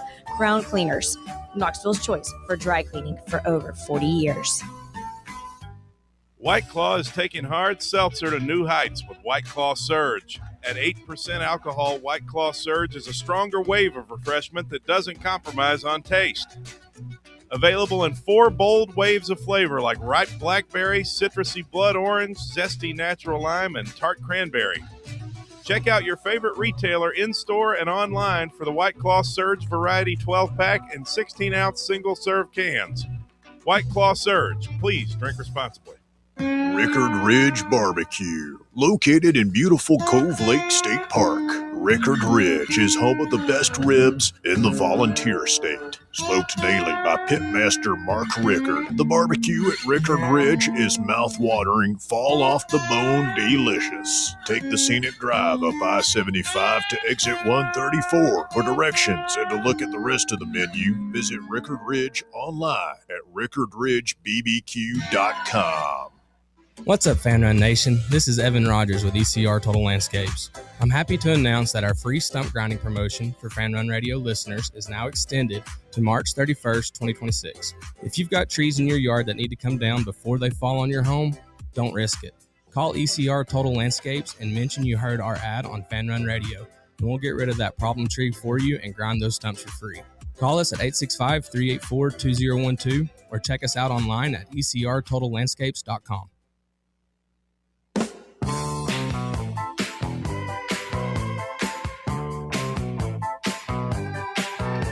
Fan Run Radio, the drive continues. Bob, you were saying you were just watching some of the Lady Vols practice video, and it looked like the gals were engaged.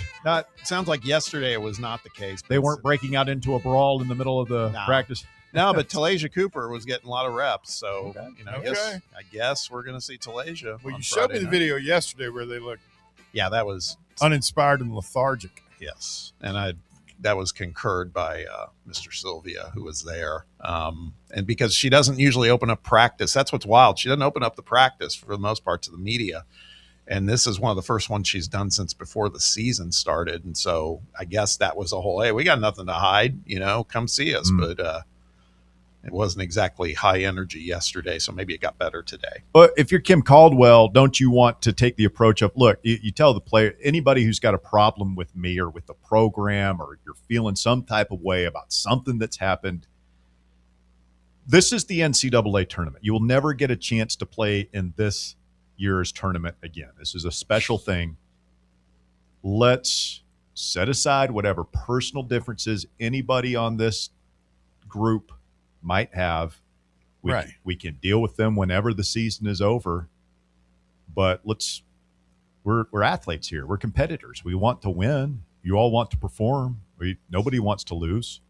Let's go try and win as many games as we can, and then we will sift through all the dirty laundry and try and fix our problems when the season is done, whenever that may be. No, I think that's right. I'm laughing not because of what you said, but on the live chat, Volfan 1989 said maybe the Lady Vols have gotten a case of Havana syndrome this year. All right, let's go back to the phones where Riley is up next. Hello, Riley. Hey, what's up, guys? How much, man? How you doing? Good. So I was scrolling Ken Palm ratings while I was bored at the end of the day at work, and I came across our name. And there's a little category that he has like a luck rating. And number one is obviously the luckiest team, all the way down to 361, which is how many teams are in Division One. You want to take a shot on where we're rated on that chart? 361. We're 321. So we're pretty far down there. But it's just, and I had to laugh. It just encompasses being a Tennessee fan that we're that far down that chart. What goes into the luck rating on KenPom? So I looked into it. I'm from Roane County. I saw a lot of numbers and I instantly clicked off of it. But he has like a whole formula on there with like a standard deviation. There's a formula in there for like if you're at home or away, margin of victory, all sorts of stuff. So there's a lot of numbers he puts into this thing. So it's not like he's just eyeballing it. Yeah, so we're pretty far down there. Miami of Ohio is 15. Yep. So that's going to be a fun matchup. Interesting. Yeah. So what could go wrong, as you like to say? Well, yeah, I agree too. I just saw that rating too. And Miami of Ohio they have won a bunch of 2-point games towards the end of the season. But again, I'm just hopefully I want to write that off to the caliber of teams they're playing. But right, yeah. But to your point, it's one to be mindful of given where they rank and where we rank. But I mean, it's another part of it. We're like, all right, we're in the bottom like 20% of most unlucky teams in the country, and we've found ourselves in the position we're in. So maybe we're not as bad as what most people think we are. We get it out the mud. We're dogs. Yeah, we talked about this yesterday. Again, the 11 losses Tennessee has had. In almost every game, the lead guard for our opponent is having a game, in some instances, career highs, game highs. Now, some of that might be attributable to our lack of being able to get in front of the ball as well as we have in years past. But still, it just feels like, South Carolina, we ended up winning that game big. But in the first half, this one guy, we're halfway through the first half. I forget the guy's name. They go, this guy, he's already hit his career high. He's got 13 points. It was like, here we go, man. It just feels like it's inevitable for us. Yeah, I can't wait to watch some future insurance agent drop 35 on it. Appreciate the time. Thank you. Yeah, appreciate it, Riley. 865-966-3435, your phone number. What do you consider to be luck in basketball, and how would you go about measuring that? Yeah, I don't know. That's a wild metric. Is he saying like, home teams win this much of the time, road teams win this much of the time, and if you are more or above that, then he's considering that luck, I guess, compared to whatever the standard numbers are there. I just wonder, and I wonder if anything plays into that in this day and age too, about like point spreads, et cetera. Are you able to, maybe you've beaten some teams you weren't supposed to per the books and all that stuff. I don't know. It's an interesting one. According to Google, luck, according to KenPom, is a measure of the deviation between a team's actual winning percentage and what one would expect from its game-by-game efficiencies.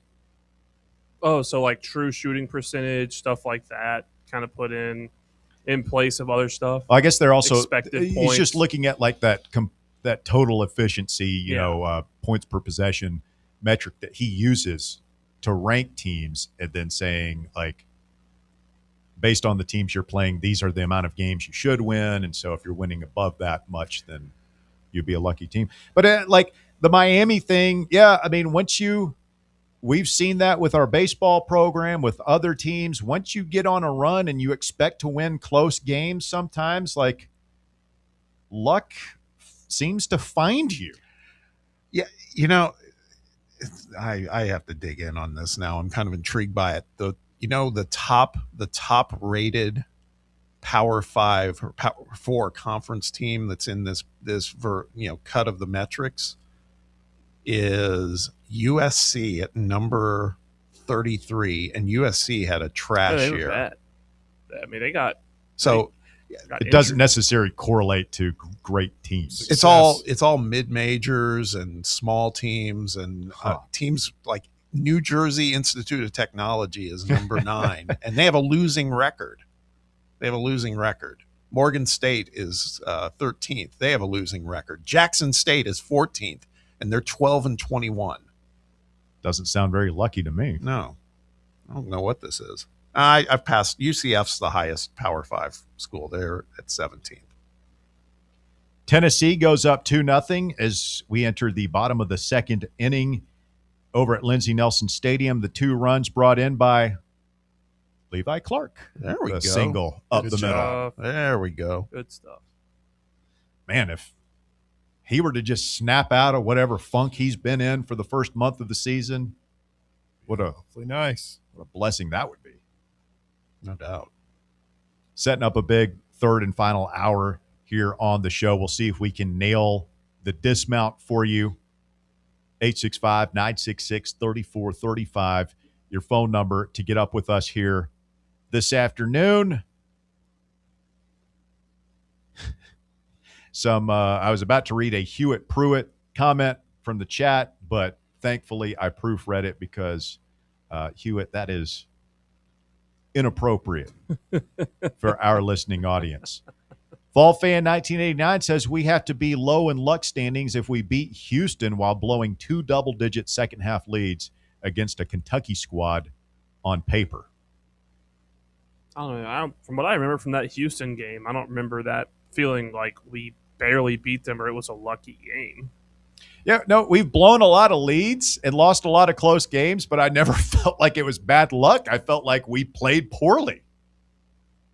And, I don't think it's unlucky when you get what you deserve. It's true. Hopefully, Tennessee will be worthy of victory, to quote a coach who once worked here back in the day. All right, third and final hour of the drive coming up. We'll start, as always, with the top 5 at 5. Walker will have the latest from around the world of sports when we continue next right here on Fan Run Radio.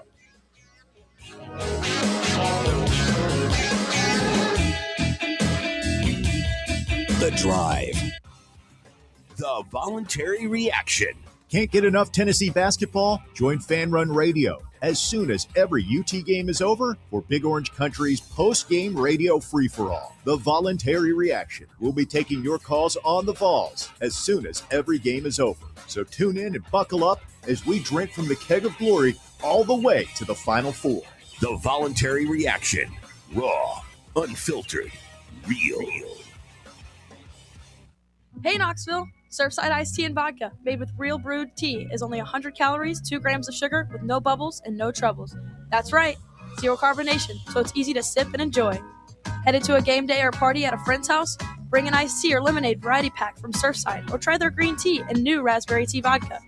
Find the can with the sunset stripes this season. Surfside iced tea and vodka, sold at bars, restaurants, and stores near you. Surfside iced tea and vodka, sunshine in a can. Must be 21 or older. Enjoy responsibly. At Knoxville Insurance Group, they understand the challenges many consumers face when searching for insurance coverage. That's why whether it's for you, your family, or your business, they create a coverage plan specifically for your unique needs. Knoxville Insurance Group is an independent firm, which means they aren't beholden to just one insurance company. They search multiple companies acting as your negotiator to find you the best possible policy and price. Start a quote in minutes at KnoxvilleInsuranceGroup.com or call them today at 865-694-9788. Are you ready for the start of a new season? Maybe looking for your team to go on a tournament run? Get game day ready with Crumble. Head on over to your nearest location and pick up 12 pre-selected cookies plus exclusive toppers. When you're looking for dessert options, there's no question about who you should call on. Our listeners already know. Last year, the Dubai chocolate was a home run, along with the brownie batter. Oreo crumb was another crowd favorite. What new flavor will set the standard this season? If you're in the Knoxville area, there are 3 locations ready to serve you: Clinton Highway, Parkside Drive, and Maryville. Download the Crumble app to build your best lineup and vote on the best combos. You can even put your bid in to request a new flavor. Order in the app and slide on over to your nearest location. Tell them Fan Run sent you, and as always, it's for the fans, by the fans. Don't miss the cookies. Hear that? That's the sound of your life. Perfectly imperfect. Beating in rhythm to the world you've created. But every time you drive after drinking, the music gets drowned out. Your life sounds pretty great. Don't let a buzz ruin it. Buzz driving is drunk driving. Don't drive buzzed. A message from NHTSA and the Ad Council. You're listening to FM 105.7 and AM 1340, WKGN Knoxville, and W289CU Knoxville, Fan Run Radio. Are you ready to show off that confident, radiant smile you've always dreamed of? Well, here at Knoxville Smiles, we're ready to turn your dream into a reality. At Knoxville Smiles, we're more than just a dental practice. We're your partners in achieving optimum oral health. From routine cleanings and checkups to advanced cosmetics and restorative procedures, we offer a wide range of services in an environment that makes every visit a positive and comfortable experience. At Knoxville Smiles, it's about more than just treatments. We're focused on creating a welcoming environment where you feel like family. Our state-of-the-art facilities are designed with your comfort in mind, and our friendly staff is always ready to address your questions and concerns. Don't wait any longer to achieve a beautiful smile you deserve. Schedule your appointment at Knoxville Smiles today and take that first step towards a healthier, happier you. Call us at 865-539-1776 to book your appointment today, or just visit our website at knoxvillesmiles.com.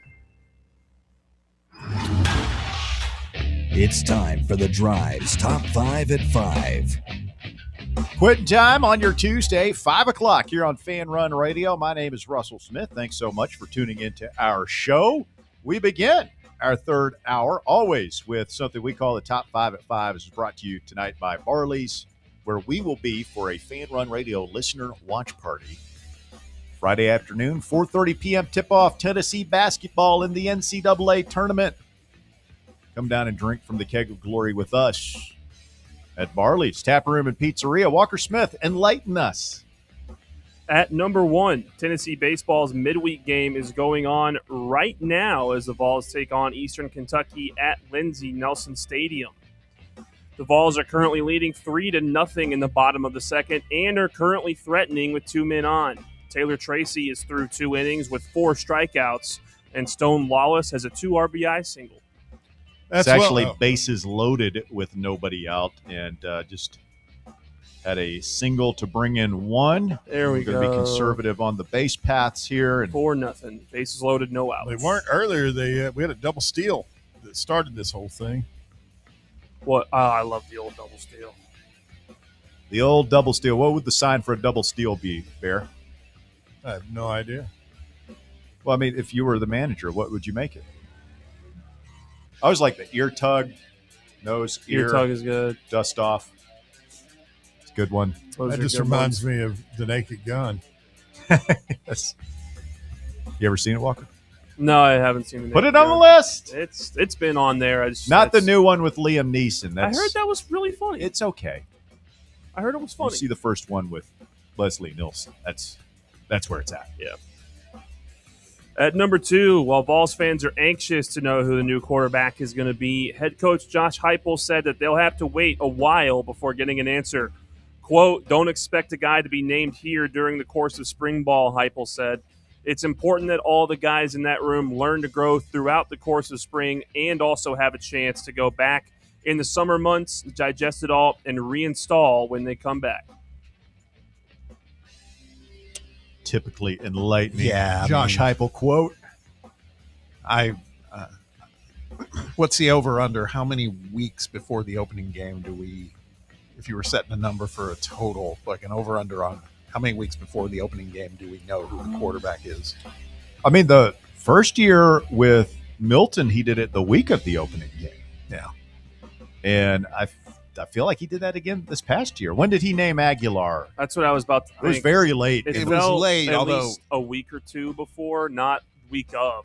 We started to kind of get the feel of all accounts from practice coverage from the media was like, it's Joey. And that's the same way it was in 2021, where it's Yeah. like everybody knew it was going to be Milton.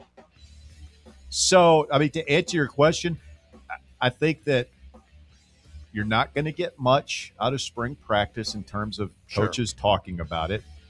I think that we'll see in the spring game a very vanilla. I think both of those guys will play much. I don't think it will mean much. I think you will continue to hear throughout summer and the offseason. It's a competition. They're both doing great. We look forward to seeing how it plays out in the fall. And I think it'll be very similar, and eventually it will be George. And perhaps Faison. The only question is, like, will Faison get meaningful reps in the opening game? Or is it just George, and we might work Faison in later? It's a delicate situation because if Faison isn't ready to go this season, you want to keep him engaged and in the mix. Yep. Yeah.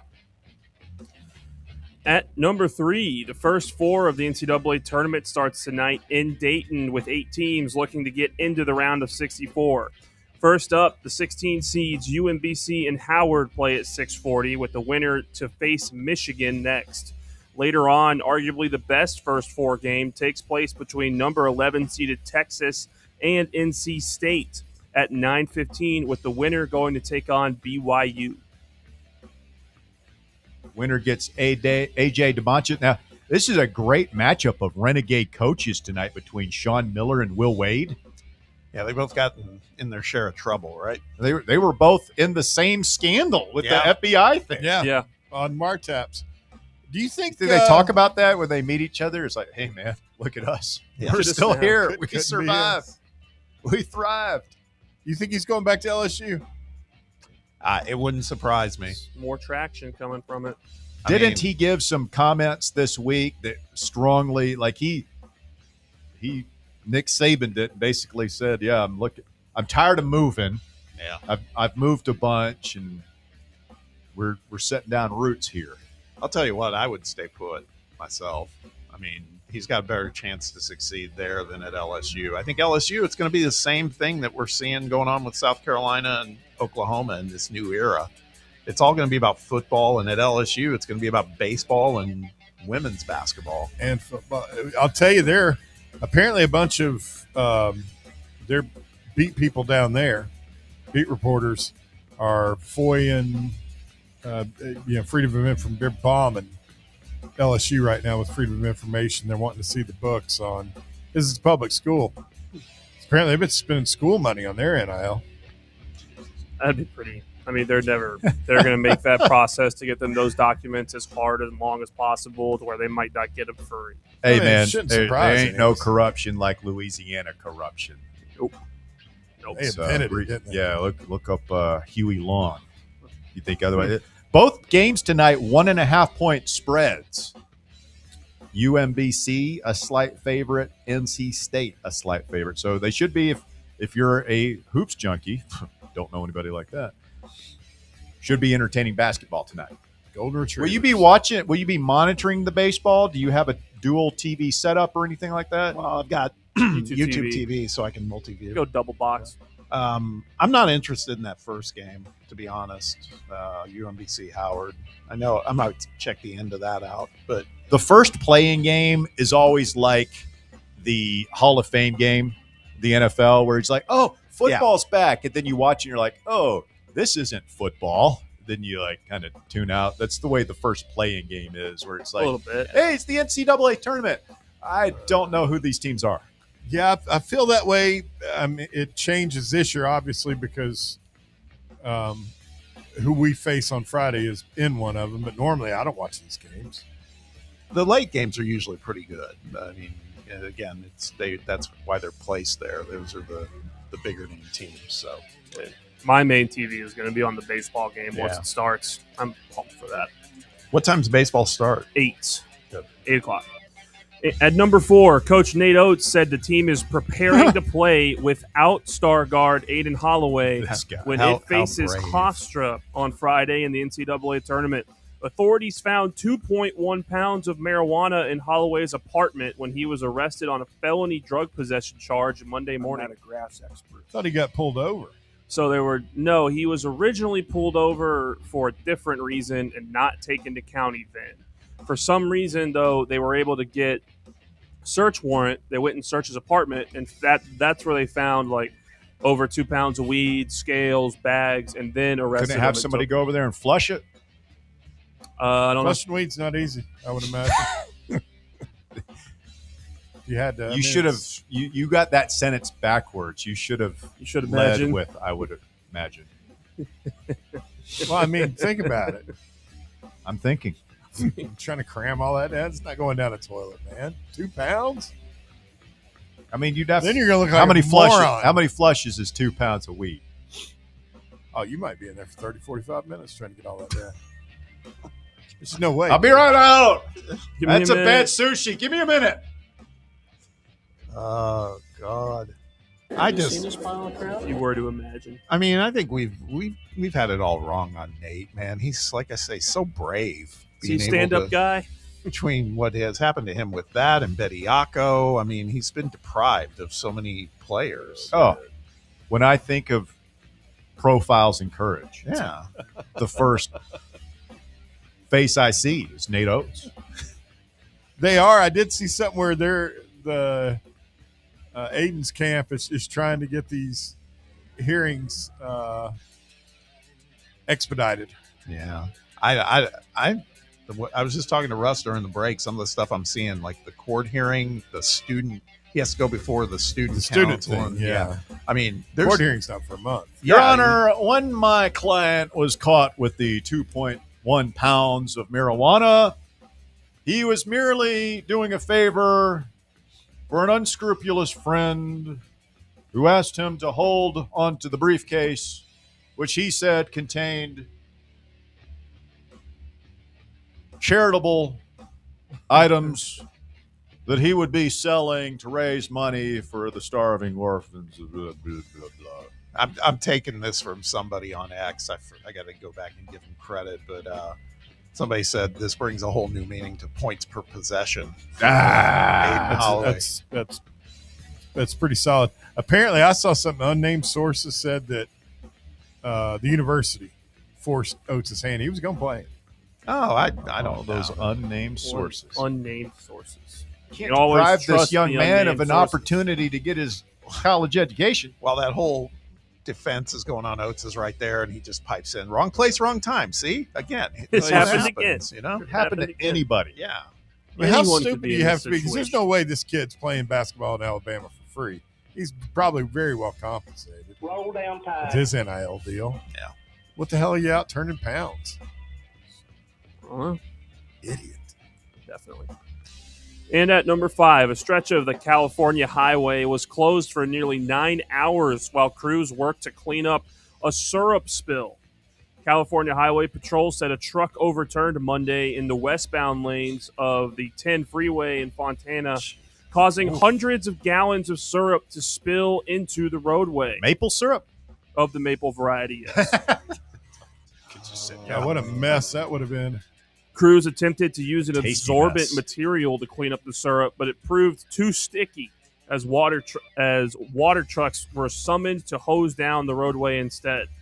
The westbound lanes were closed for nearly 9 hours during the cleanup operation.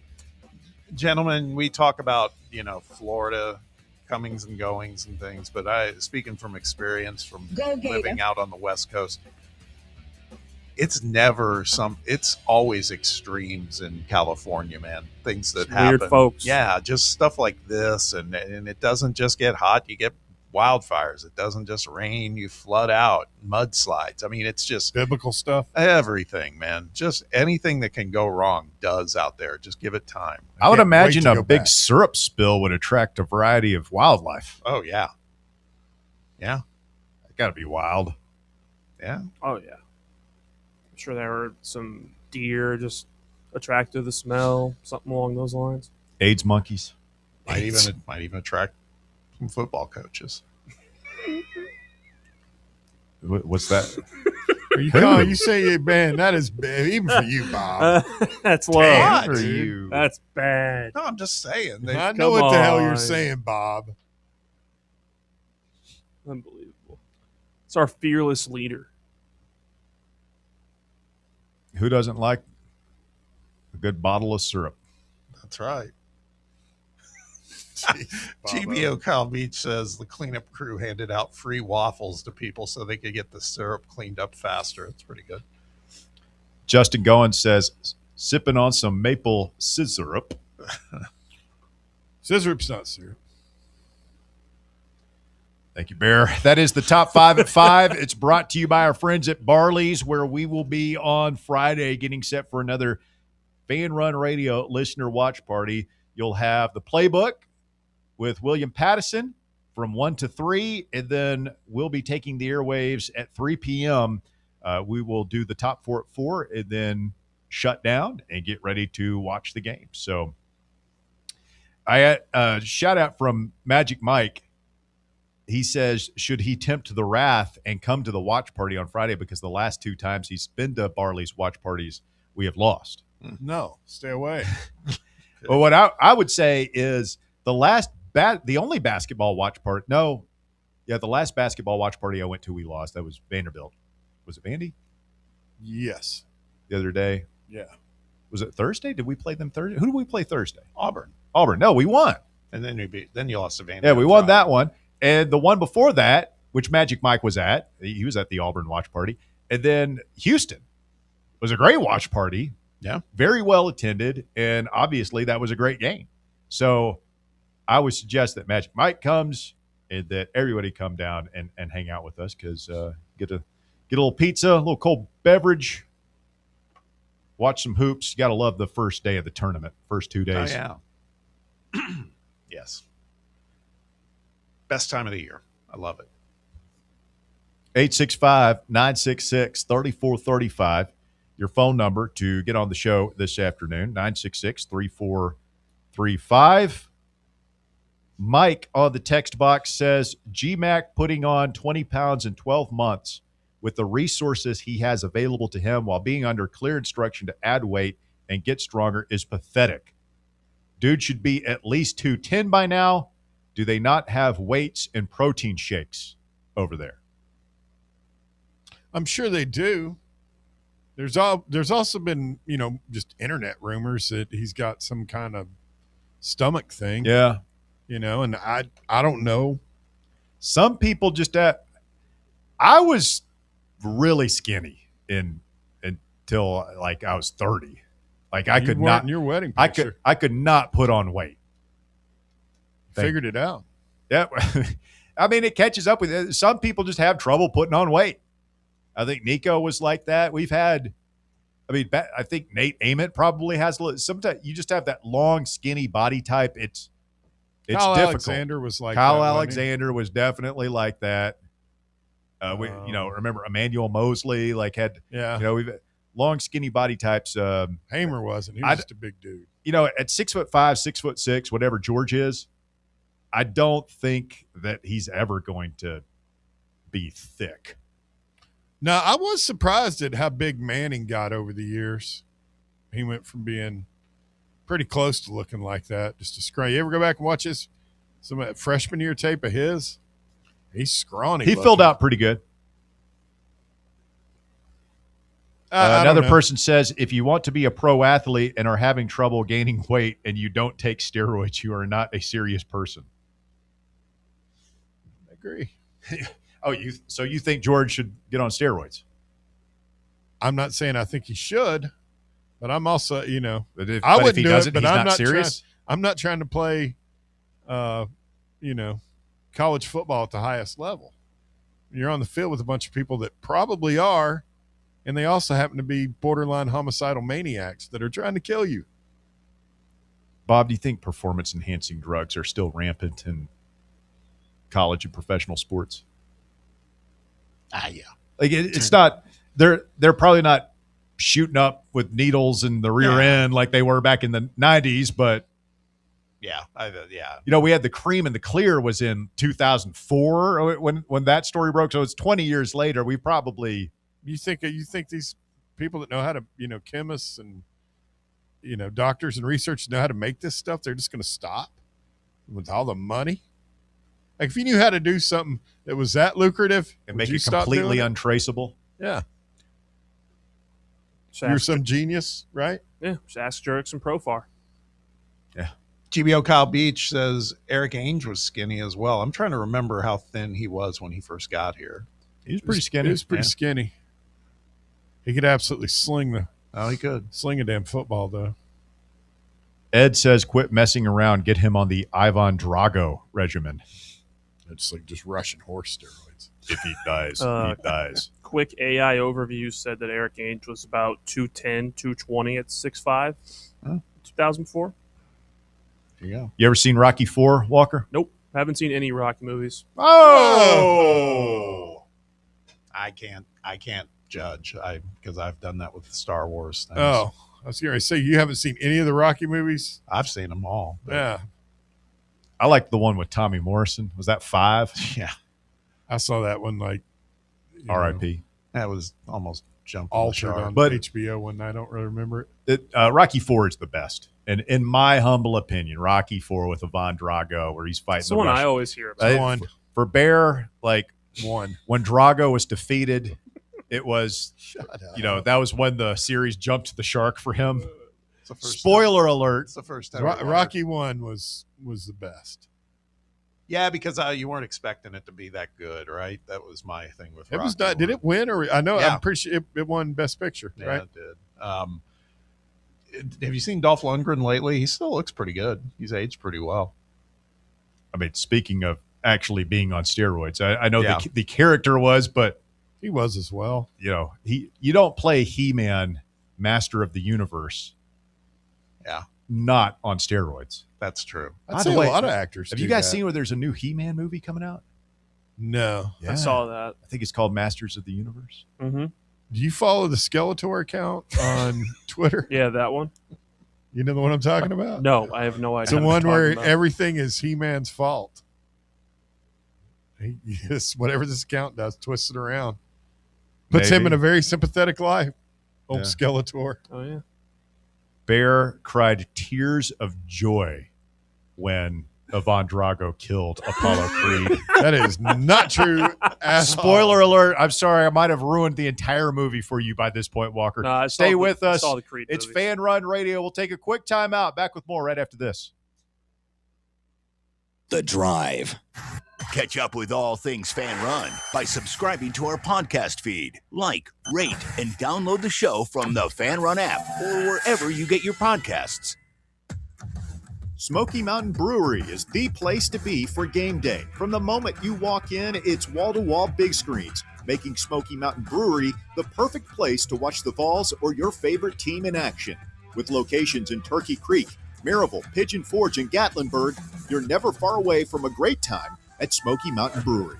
Try one of their world-famous microbrews like Black Bear Ale, Mountain Light, or Cherokee Ale. Juicy burgers, wings that bring the heat, and delicious handmade pizzas made with hand-tossed crust from the freshest ingredients and their own special sauce from a secret recipe, topped off with hand-grated cheese and farm-fresh toppings. And don't forget, those famous microbrews are also available in kegs for your next party or in 6-packs and growlers to go. So grab your crew and head to Smoky Mountain Brewery and tell them Fan Run Radio sent you. Smoky Mountain Brewery. Eat local, eat good.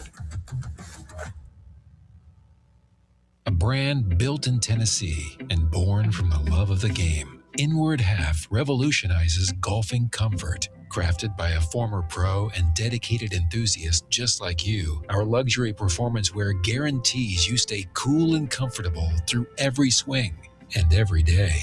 We're not just a brand. We've set out to create a lifestyle for those who understand that impeccable style and premium performance are a hole-in-one. Enjoy the walk-in with Inward Half. Vol fans, reimagine your home at Broadway Carpets and Flooring for any remodeling or building needs.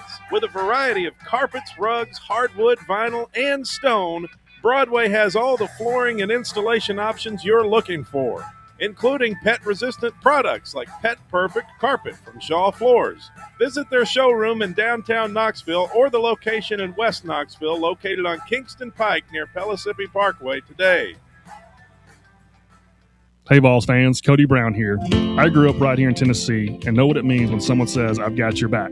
That's why you can trust Farm Bureau Insurance of Tennessee. Whether it's your home, your vehicle, your family's future, or the business you built from the ground up, we will show up for all of your insurance needs. We are Tennesseans who understand what matters, which is doing right by you. Insurance is not all about just paperwork and policies, but it's about the people we insure every day.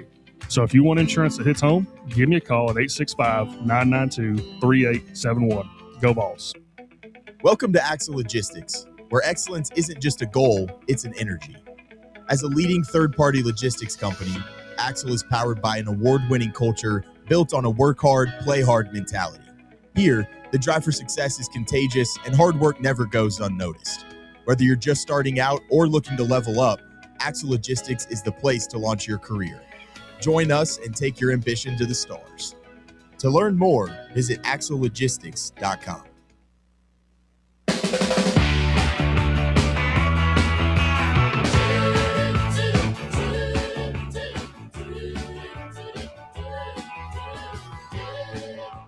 How about this note from Dookie Dave? First time in NCAA tournament history, all of the top 4 seeds, all 16 of them in the NCAA tournament, are double-digit favorites. Wow. Does that suggest it's going to be really chalky? That's what they want you to think. It certainly suggests a lack of first-round mega upsets. I've circled a couple already. The hot one is South Florida against Louisville. It feels like everyone is picking them. Does anybody think any 4 seed or higher is getting upset? There's a lot of people I have to go look at the bracket again. A lot of people are talking about Troy might have enough to get Nebraska. I don't have the heart to Nebraska pick against team looks Nebraska. awfully good, They need this win. Yeah. I think Nebraska will lose the next week because it'll be a huge letdown spot after they get their first tournament win ever. I'm kind of pulling for Nebraska. I am too. I want them to get that win. I didn't realize, I saw an interview last night with Fred Hoiberg, their coach, because I was always like, he was at Iowa State, then he went to the NBA, and he played at Iowa State. And he comes back and takes the Nebraska job. I was like, why Nebraska? And it turns out like all his parents went to Nebraska. His great-grandfather was like an esteemed professor. Everybody there. but him. Yeah, exactly. So I was like, okay, now I get it. Other ones to look out for. I've heard a lot of noise around Hofstra and Alabama, that matchup, especially with this Holloway thing. Like if they just, if they go cold, could very easily lose to Hofstra. I don't know if you guys watched the Ivy League championship on Sunday, but did I? The guy on Penn has me thinking that. And you know who the head coach of Penn is? Fran McCaffrey. Fran McCaffrey, been there, done that. Known nuclear hothead. Yeah, dude's a nut. Do you guys think that if the news had broken about Holloway before this past Sunday, it would have affected Alabama's seed? I doubt it. The one thing I would say about Alabama is if there's we lose like if we lost Jacoby Gillespie, it's game over. But I'm just saying they have so many guards. They have so many guards, man. They've got Reitzel. They've got Philon. I mean, he was their second leading scorer. I get it, but I just don't think it hurts them quite as much as people think. It hurts them, but I don't think it makes them like. Wouldn't be like us losing Nate or Jacoby. No, not at all. That's too bad. Something that just popped in my mind is we recruited Aiden Holloway. Yeah. I remember that. Like it was, I think he chose Auburn over us. Yeah, he was totally ineffective at Auburn too. It was a weird deal, but yeah, we were definitely heavy. He would have on him. never made it this long, given his proclivities. It appears. I tend to think of it in kind of Another a way. like if he had come here, I feel like the culture of Tennessee, he would have gotten into whatever he's gotten himself into.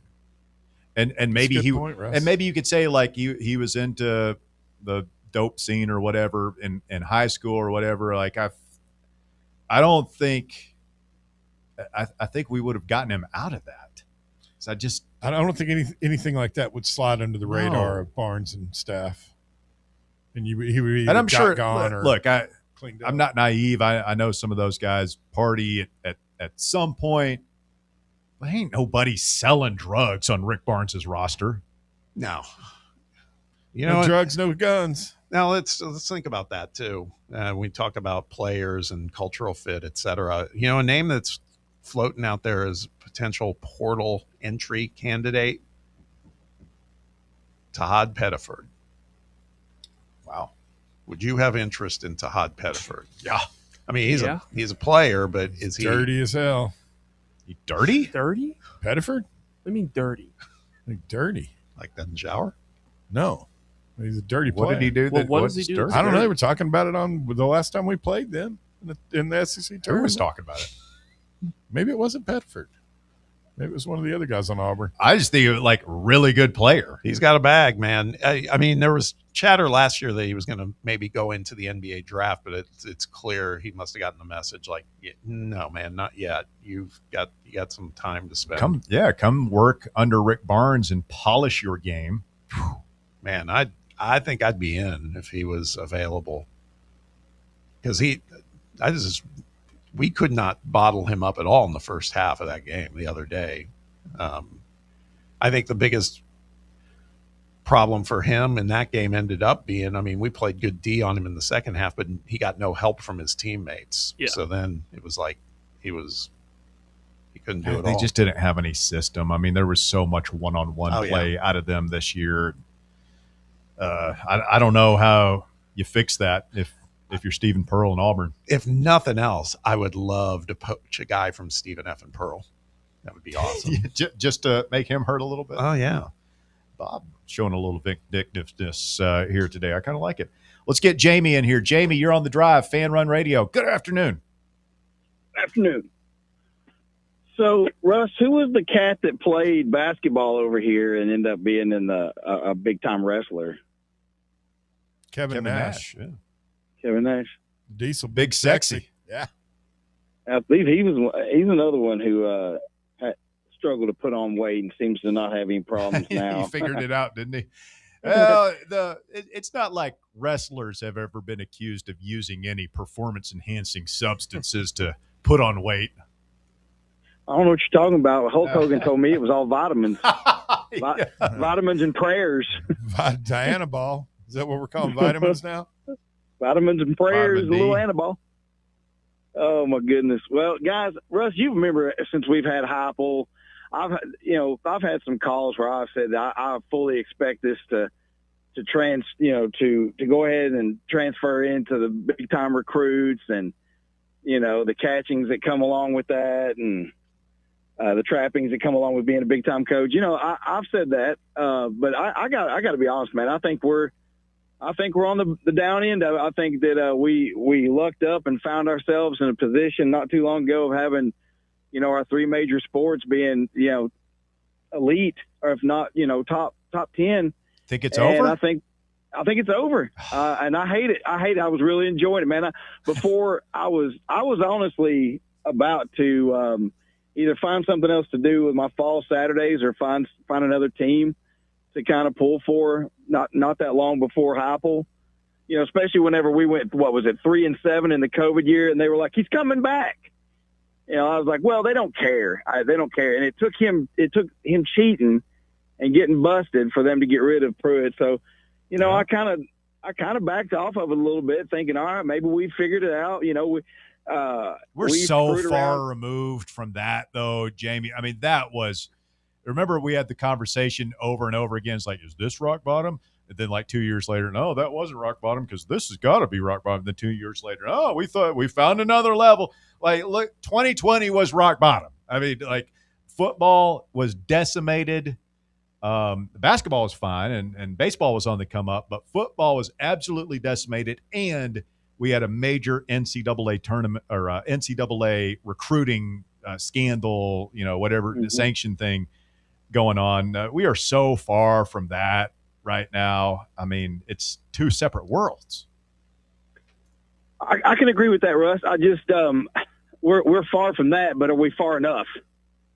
I feel like we're starting to slip. I mean, if we take a snapshot of where we're at today, this is the worst basketball season that we've had under Brick Barnes since 2020, 2019.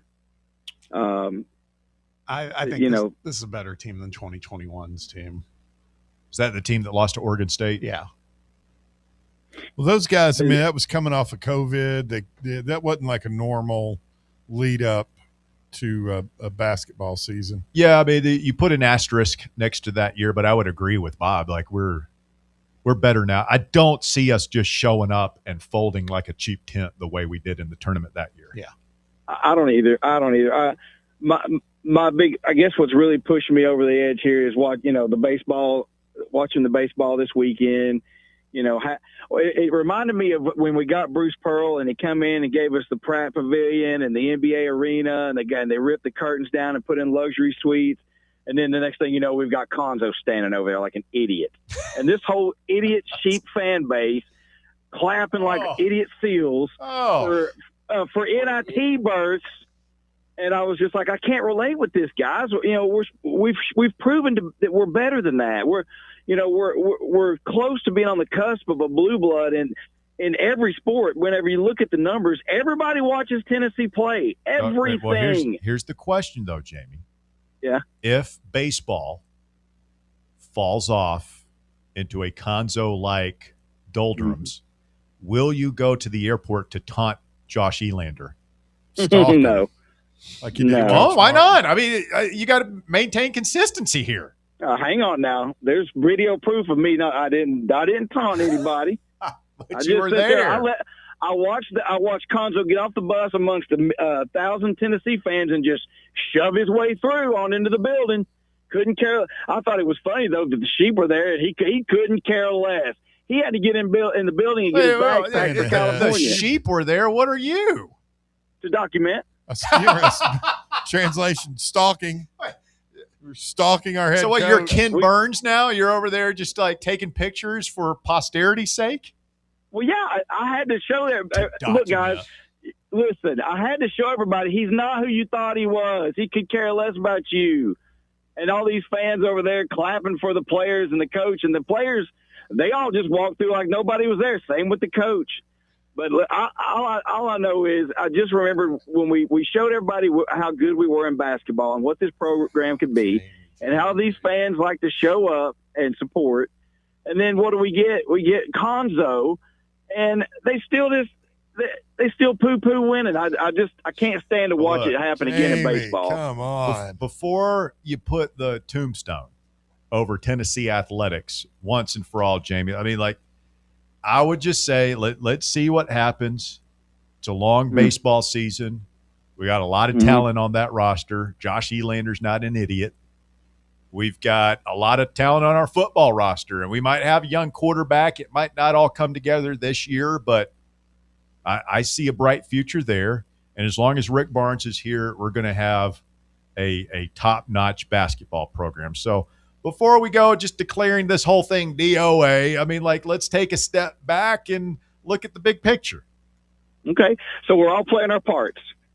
We've got Bear over there saying, "Oh, come on." We've got you, sunshine pumping, and we've got me seeing. I'm sunshine pumping. I'm all the way up around the corner waiting on y'all as always. You guys, Jamie, you got to stop, man. That year with the petition, it's no wonder the guy on the team didn't want to stop and talk to anybody. Our fan base turned toxic. It was constant. Just Bruce Pearl slobber from you specifically. Every afternoon on the damn drive. I'm just saying, let's be honest. Take a shot at the fans that showed up to support them, took time out of their day to go wait on that bus. I wasn't out there, Jamie, but I know that you and the rest of the Perlinistas went nuts that year. And, I mean, you couldn't have made a guy feel more unwelcome if you had tried. When you got thin skin, you get all unwelcome and run to California on our jet. I'll wait for y'all around the corner. Y'all hang in there. It's what happens. You push back any on his just Bob, you've been very propaganda. quiet during all that. Jamie is saying that Bear and I don't have the foresight that he does. He says this thing is going downhill in a hurry. He already sees it. He realized, A, what's happened, B, what's happening, C, what needs to be done but won't be done, and that he already decided all these things, and that the rest of us are sheep for not being able to recognize these telltale signs that he sees. Am I sunshine pumping as he put it, to just like, hey, let's see how this baseball season goes. The guy's coached one SEC series.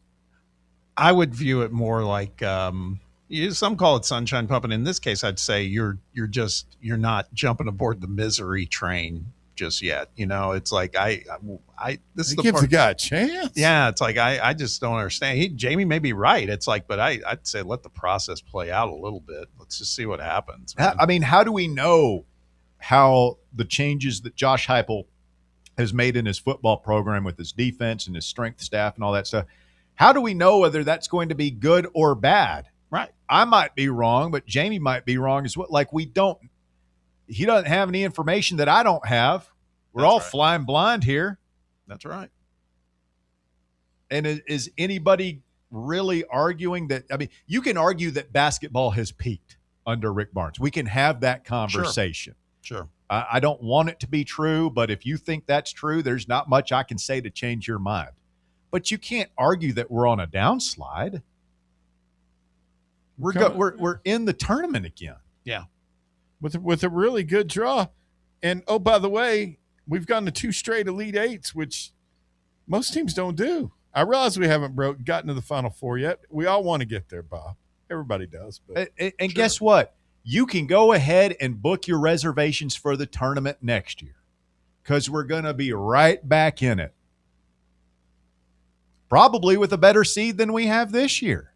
So, like, how can you say that, like, this is on the downhill slide? Here's my question, too, is like, and I'll because we've won a national title in football, so that kind of fuels the flames, right? And then same now with baseball. We've won a College World Series title. If Tennessee basketball wins a national title at some point, do you think that just stops all of this? No, because it just gets worse, right? Yeah. I mean, that's all. It's just going to continue to escalate. It's just baffling, and it Yeah. defies People that have all seen logic and reason and odds and statistics that we haven't made a Final Four. Big part of that is that during the dark years, we never made the tournament. Yeah. It's kind of hard to make a Final Four if you're not in the thing regularly. Let's get a call from Matty Eyes. Good afternoon, Matt. You're on the drive. It's Fan Run Radio. Hey, how's it going? Going well, thank you. Not Matty Ice, just Matt. Hey, Matt. I've called a few times, but I'm mostly a podcast listener. Okay. Welcome. Yeah, thank you. Russ, you are been part of my day almost every day for the last 4 to 5 years. I love listening to y'all, not just you, Bear, everybody. And usually, like, I agree with you 100%, but I got to say, you've been giving some really cold takes lately. Oh, no. I disagree. Well, okay, first off, the Alabama kid, you're saying that he shouldn't play. And while I agree with you, think about, like, the NFL. It's the most popular sport in the world. Half of those people, or not half, but several of those guys have been arrested for domestic violence, violence towards kids, women, and they're still out there playing. So it's just funny how we draw these lines and distinctions. Wait, who was playing after they were? I mean, Ray Rice's career ended. Adrian Peterson was suspended. Tyreek Hill was suspended for like a year. I mean, if you get arrested for a felony, there's pretty stiff consequences in the NFL. Yeah, I see what you're saying. I just mean that it's just funny how we draw these lines. Like, oh, he got arrested for that, and so he's got this, and this, and then the NFL. You see those guys doing literally the same thing. I feel like you're downplaying what he got caught with, and trust me, there's nobody would understand more. The dude got caught with over 2 pounds of marijuana, and he's obviously more a than dealer. anything, he should be arrested for being dumb.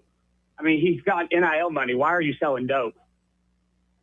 It's a great question that nobody has brought up. It's like, what do you need that money I did for? earlier, but his attorney emphasized that it's for personal use only. Yeah, and Bob, I would have maybe believed that had he not been caught with scales and a big giant box of baggies. Some people like to buy in bulk.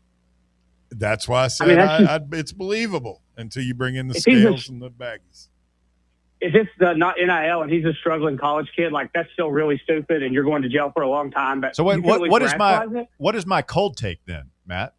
Oh, your cold take. Sorry, your cold take is Tennessee in the Elite Eight. That's just what is that about? Where's that coming from? Hope.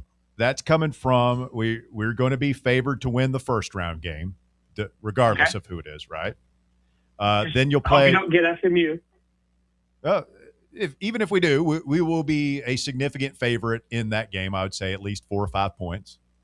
But Bob will tell you they got a guy named Boopy Miller who we struggled with point guards. He's very, very good. We got a guy named Jacoby Gillespie and another guy named Nate Amon's going to be playing in the NBA next year. Like, we'll be okay. We can play with SMU. Okay, I mean, I get it. They're a good team, but we will be favored to win that game. And then you're probably playing a Virginia team that is a pickup team, that is a new group of players. You got 7 transfers and 4 freshmen on that roster. A team that has beaten exactly one ranked team this year, and that was Louisville. Okay?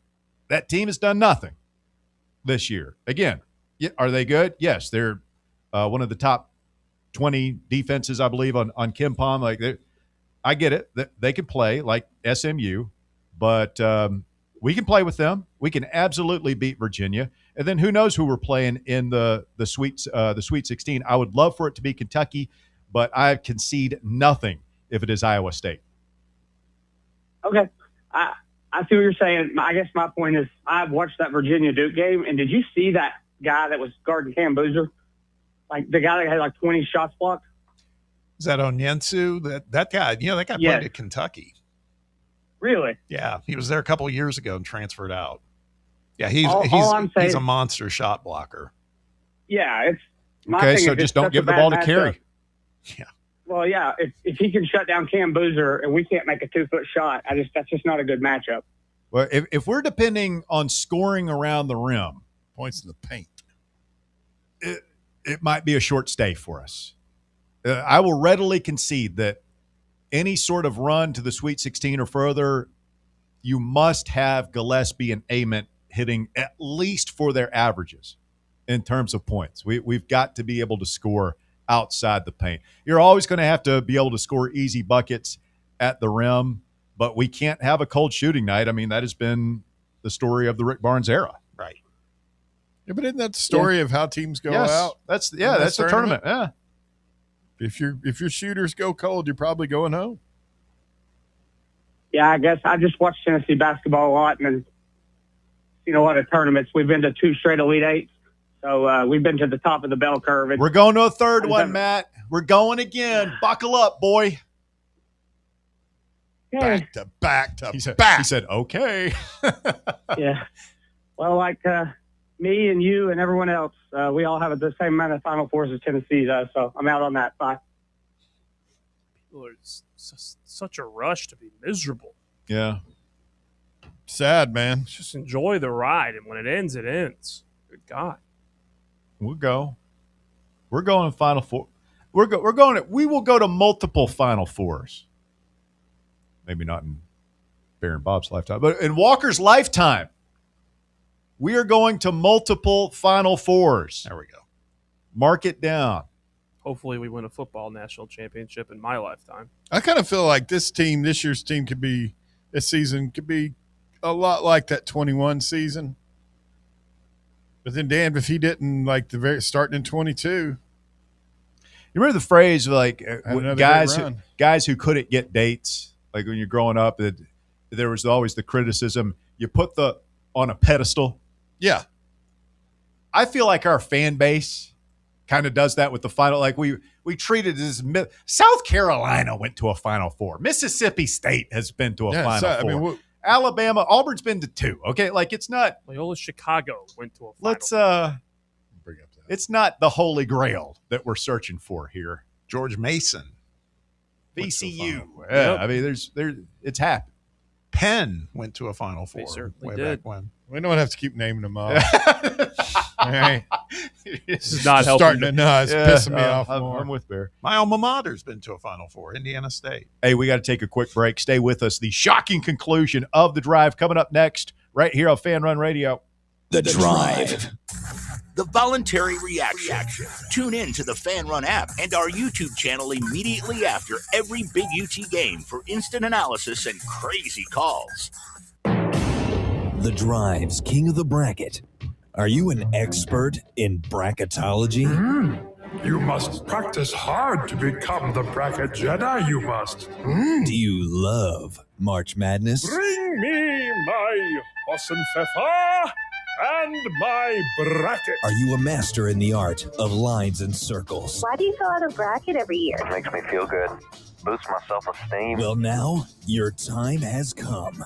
The Drive's King of the Bracket. Oh, grasshopper, snatch this bracket from my hand. Make your picks before the NCAA tournament tips off this Thursday for your chance to be crowned King of the Bracket. Alas, are you King of the Bracket? So find The Drive on Facebook, find the link, and become King of the Bracket.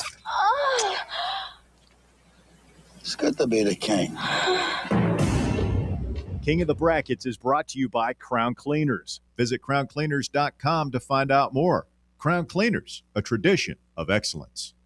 Have you ever found yourself wishing your clothes looked brand new again?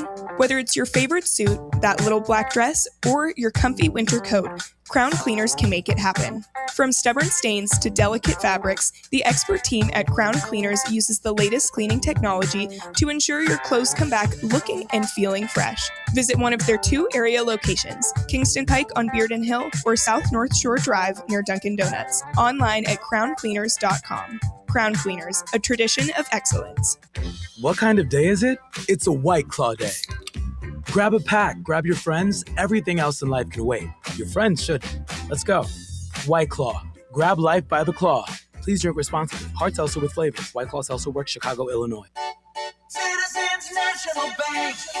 Life is more fun with a Good Life checking account from Citizens National Bank, offering extra benefits including bank travel. This September, experience the perfect fall getaway on the New England Rails and Sails Tour, or join CNB in October to chase the Northern Lights in Iceland. Get in on the fun by calling 865-429-7935. Citizens National Bank. Banking never felt so good. Member FDIC.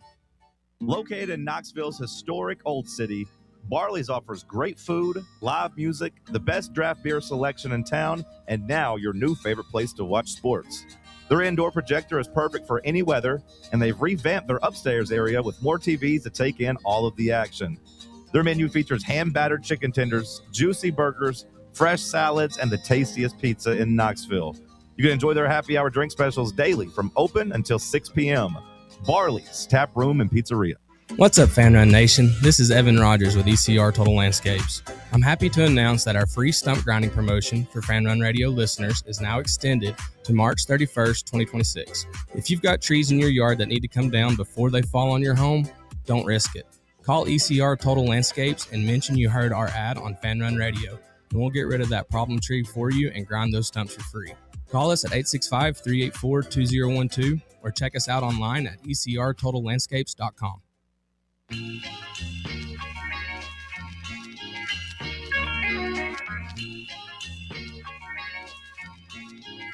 Wrapping up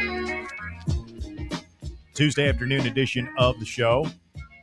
Somebody at the 423 area code says, you all mentioned yesterday that the Spanish national team will be practicing at Baylor for the World Cup.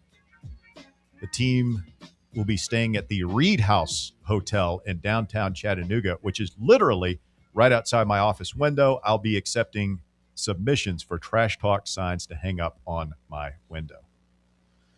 And he shows the picture here from, I guess this is from his office. That's a nice looking hotel. I looked it up here, the Reed House downtown, and they've got a haunted room. Like if you Google. No, thank you. I'm not staying in that. Well, you don't have to stay in the haunted room. It's room 311. I don't want to be anywhere near a haunted room. It's got its own webpage here. Oh, yeah, that looks spooky. Do you ever go, is this on the list, Bear? Like Halloween time, you ever go at like haunted houses or anything? Well, Halloween is on the list. Halloween's on so list. anything. No, I don't really go to haunted houses. He doesn't deal with the occult or anything like that. I don't mess with the devil. Ghosts. You believe in the haunted room at the hotel. Yeah. Like you wouldn't go like during the day. The four of us go in with like hotel staff. They're like just giving us a tour. You wouldn't go in and just kind of see it? Yeah. What do you think is going to happen? No. Don't need to find out. Nothing. I can tell you what won't. I'll tell you nothing will happen if I never go in that room. If there's something bad in that room that could get you, why would it just be confined to that room? Why wouldn't it just come out? I don't know how that works. I don't know any of that. I believe in haunted places. You believe in haunted places. Sure. Why? I don't know. I just always have. You believe in haunted places?